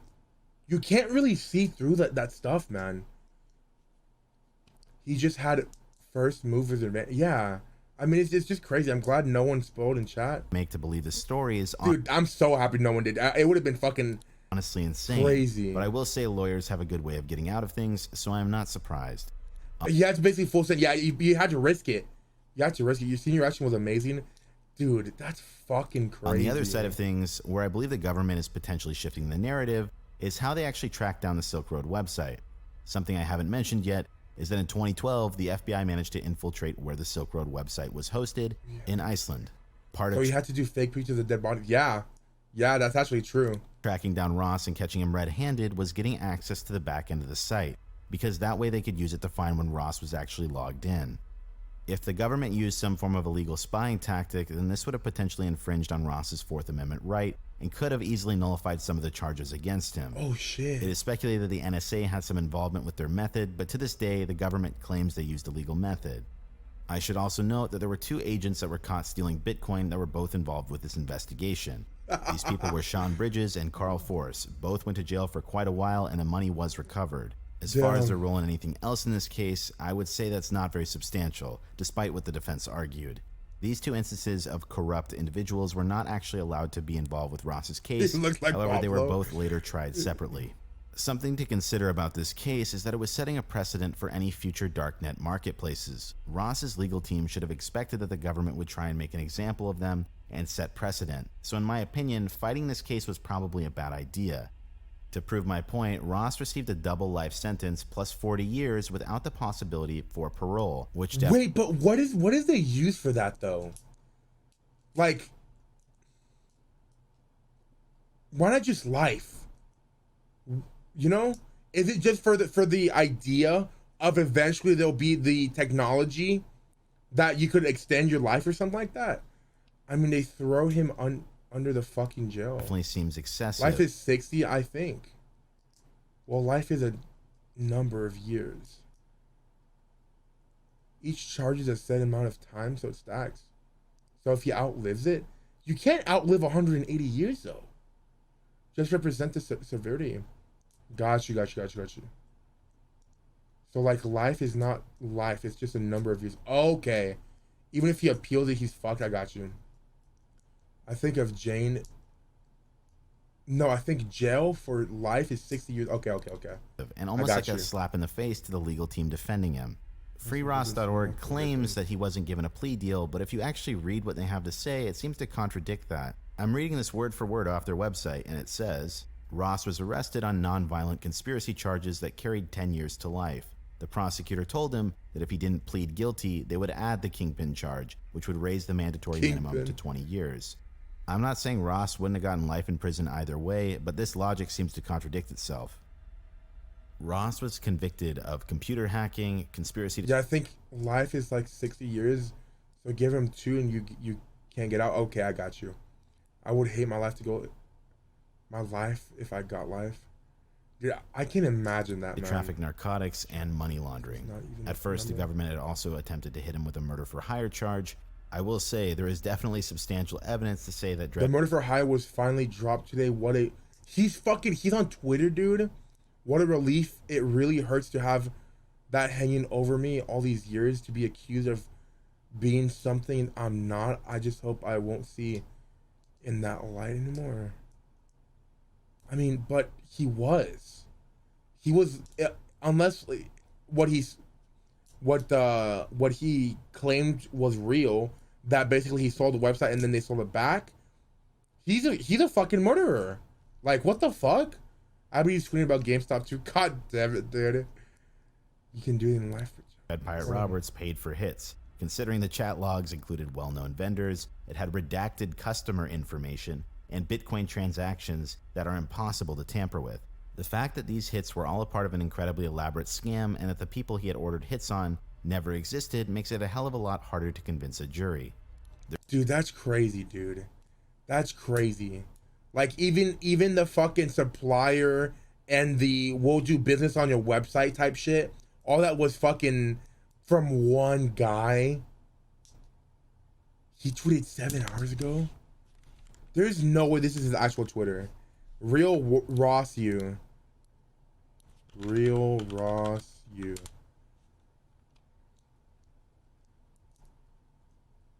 The higher the hope, the greater the disappointment. And our hope were sky high for a community sentence. What now? I don't know. I'm still reeling. Start a family in the next 5 years.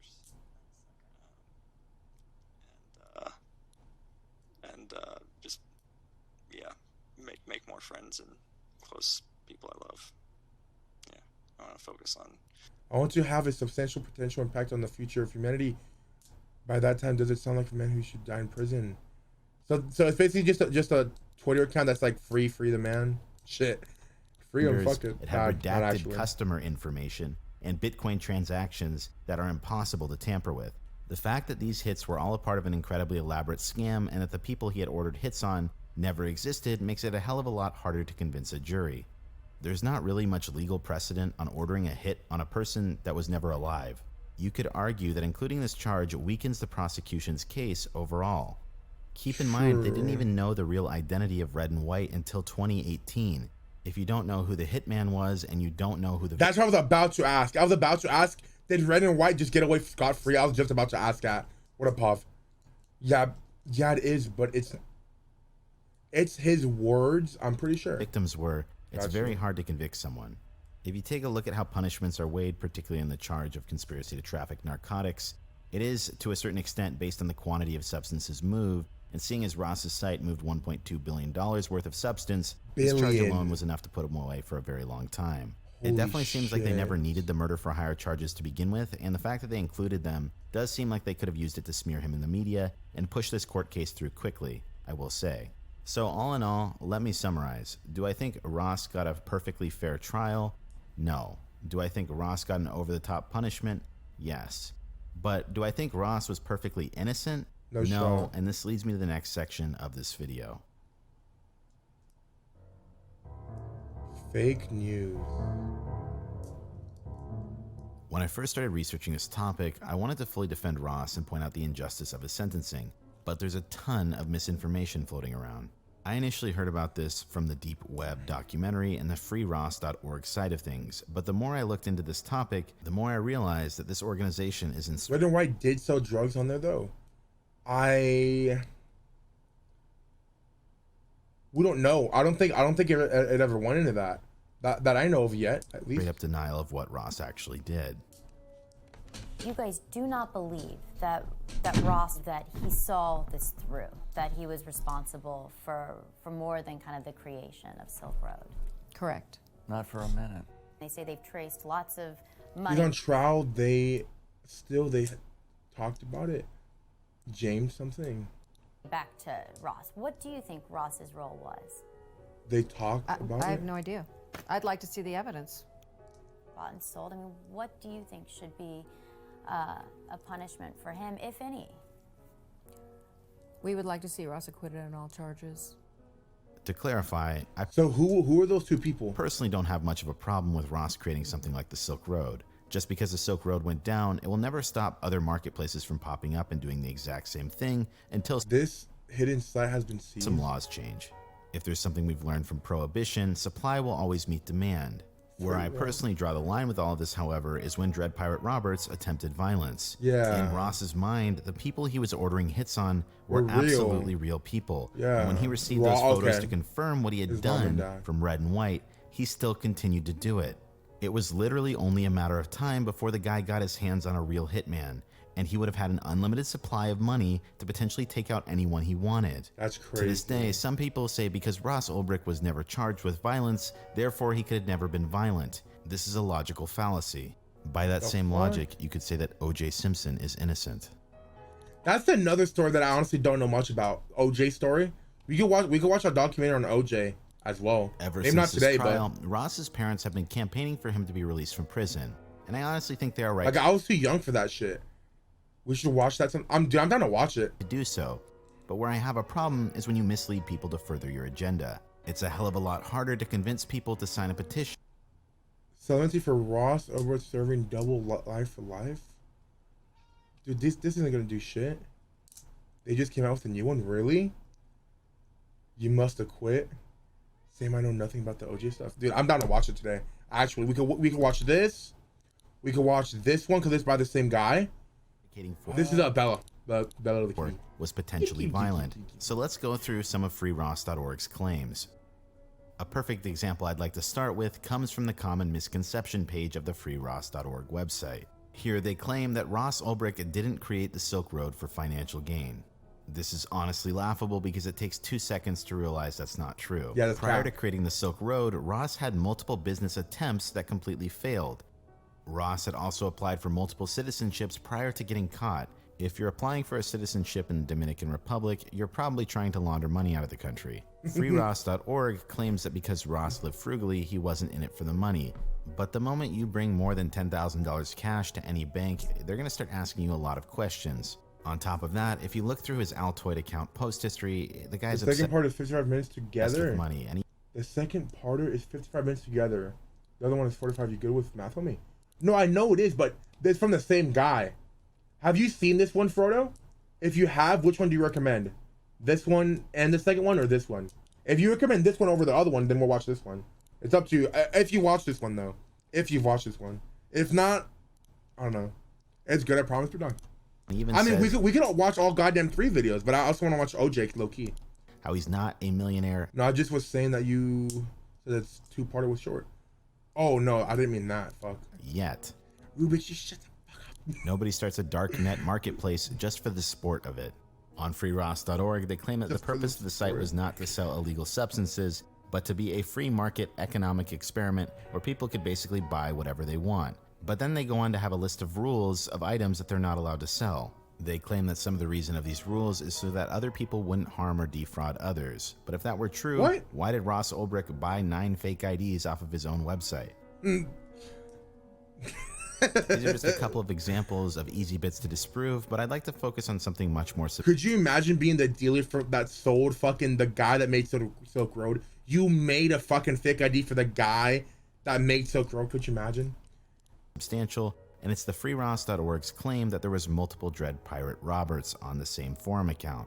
In this situation, I'd like to go through their supposed evidence and show how it can pretty much be disproven. That's crazy. The first piece of evidence that the organization claims for the existence of multiple Dread Pirate Roberts comes from the fact that Ross couldn't have created the website by himself.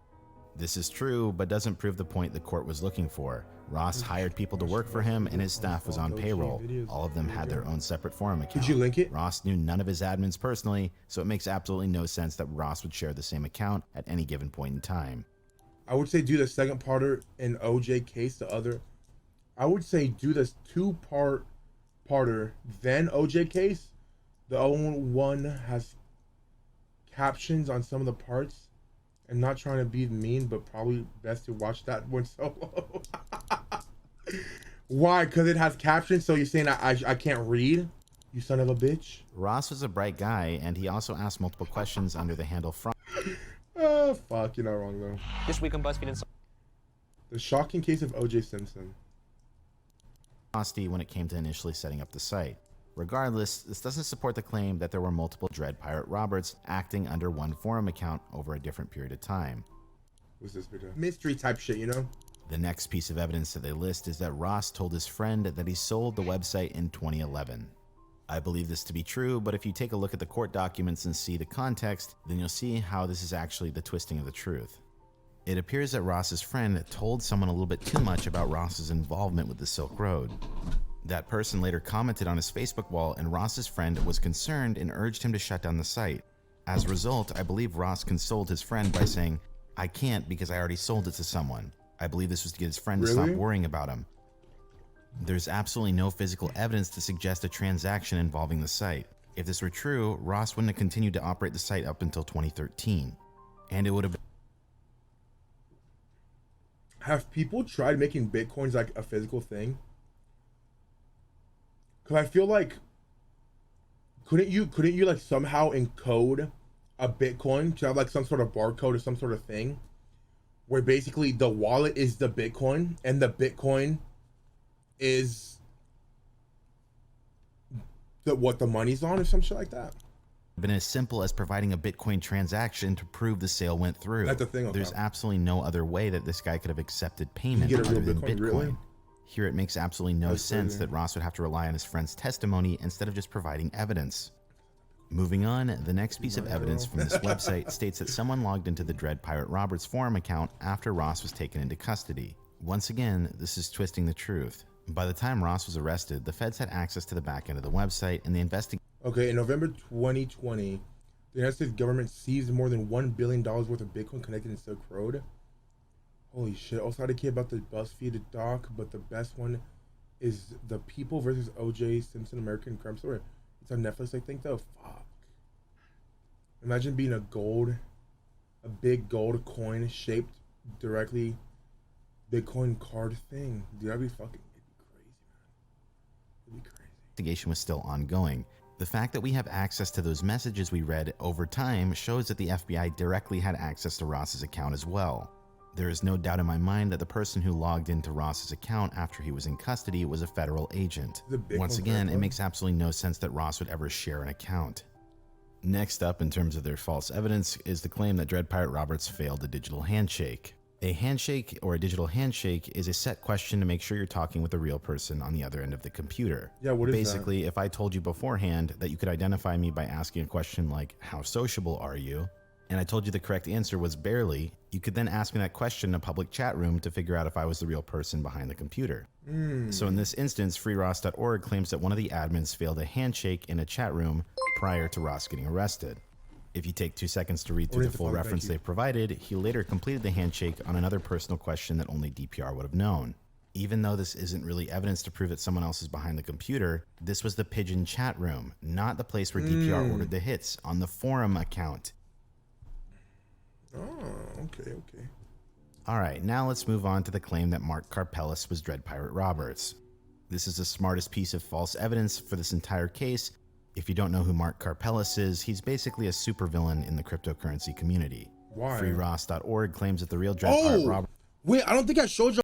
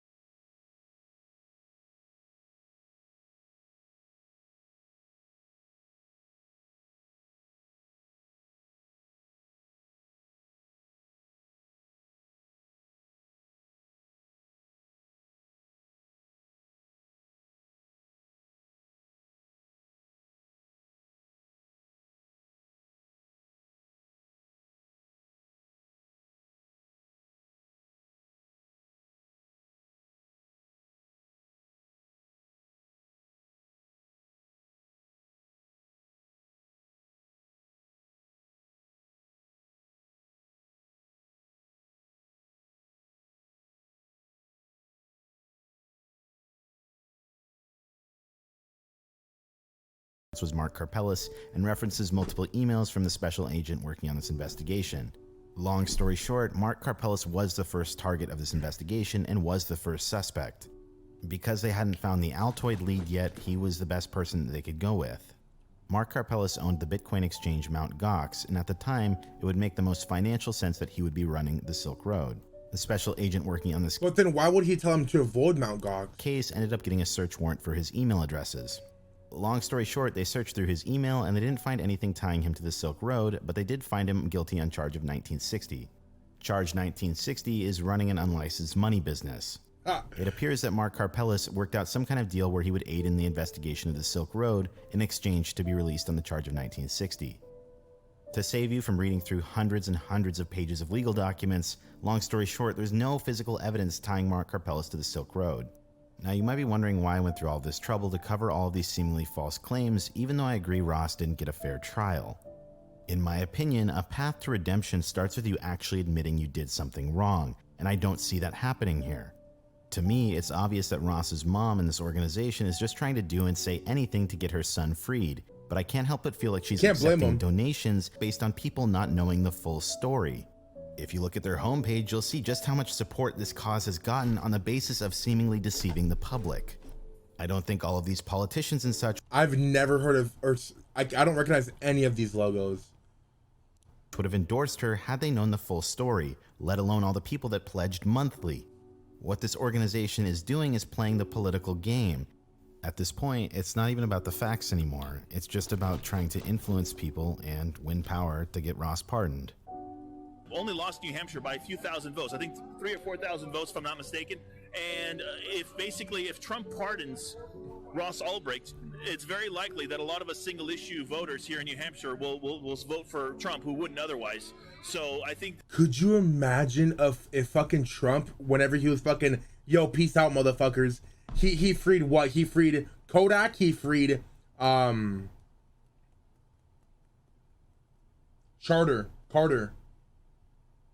He fuck, what's his name? Why the fuck can I think of his name? Wayne, the little Wayne.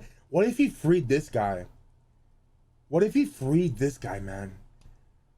Could you imagine those fucking headlines and shit? That Trump could win New Hampshire by pardoning Ross Ulbricht, and he could piss off a lot of his enemies. Like, I can see a wide variety of arguments being made. Melly didn't. I think Melly literally murdered his friend. Some people might think he deserves his life sentence for ordering hits on people. Some people might think he's not guilty at all. I can also see this just as a case of the mother. I don't know if all these chat logs are real, dude. He deserves life for doing anything. He literally wanted to murder fucking like 6 people, at least. Get her son back. There's definitely going to be a wide variety of opinions here, so I'm going to leave it up to you. He was a 4, then the 5, and then the 1. This is barely sociable. Have a good night. Dude, that was a really good video, man. Fucking amazing video, dude. Holy shit, man. What the fuck? What a crazy good video.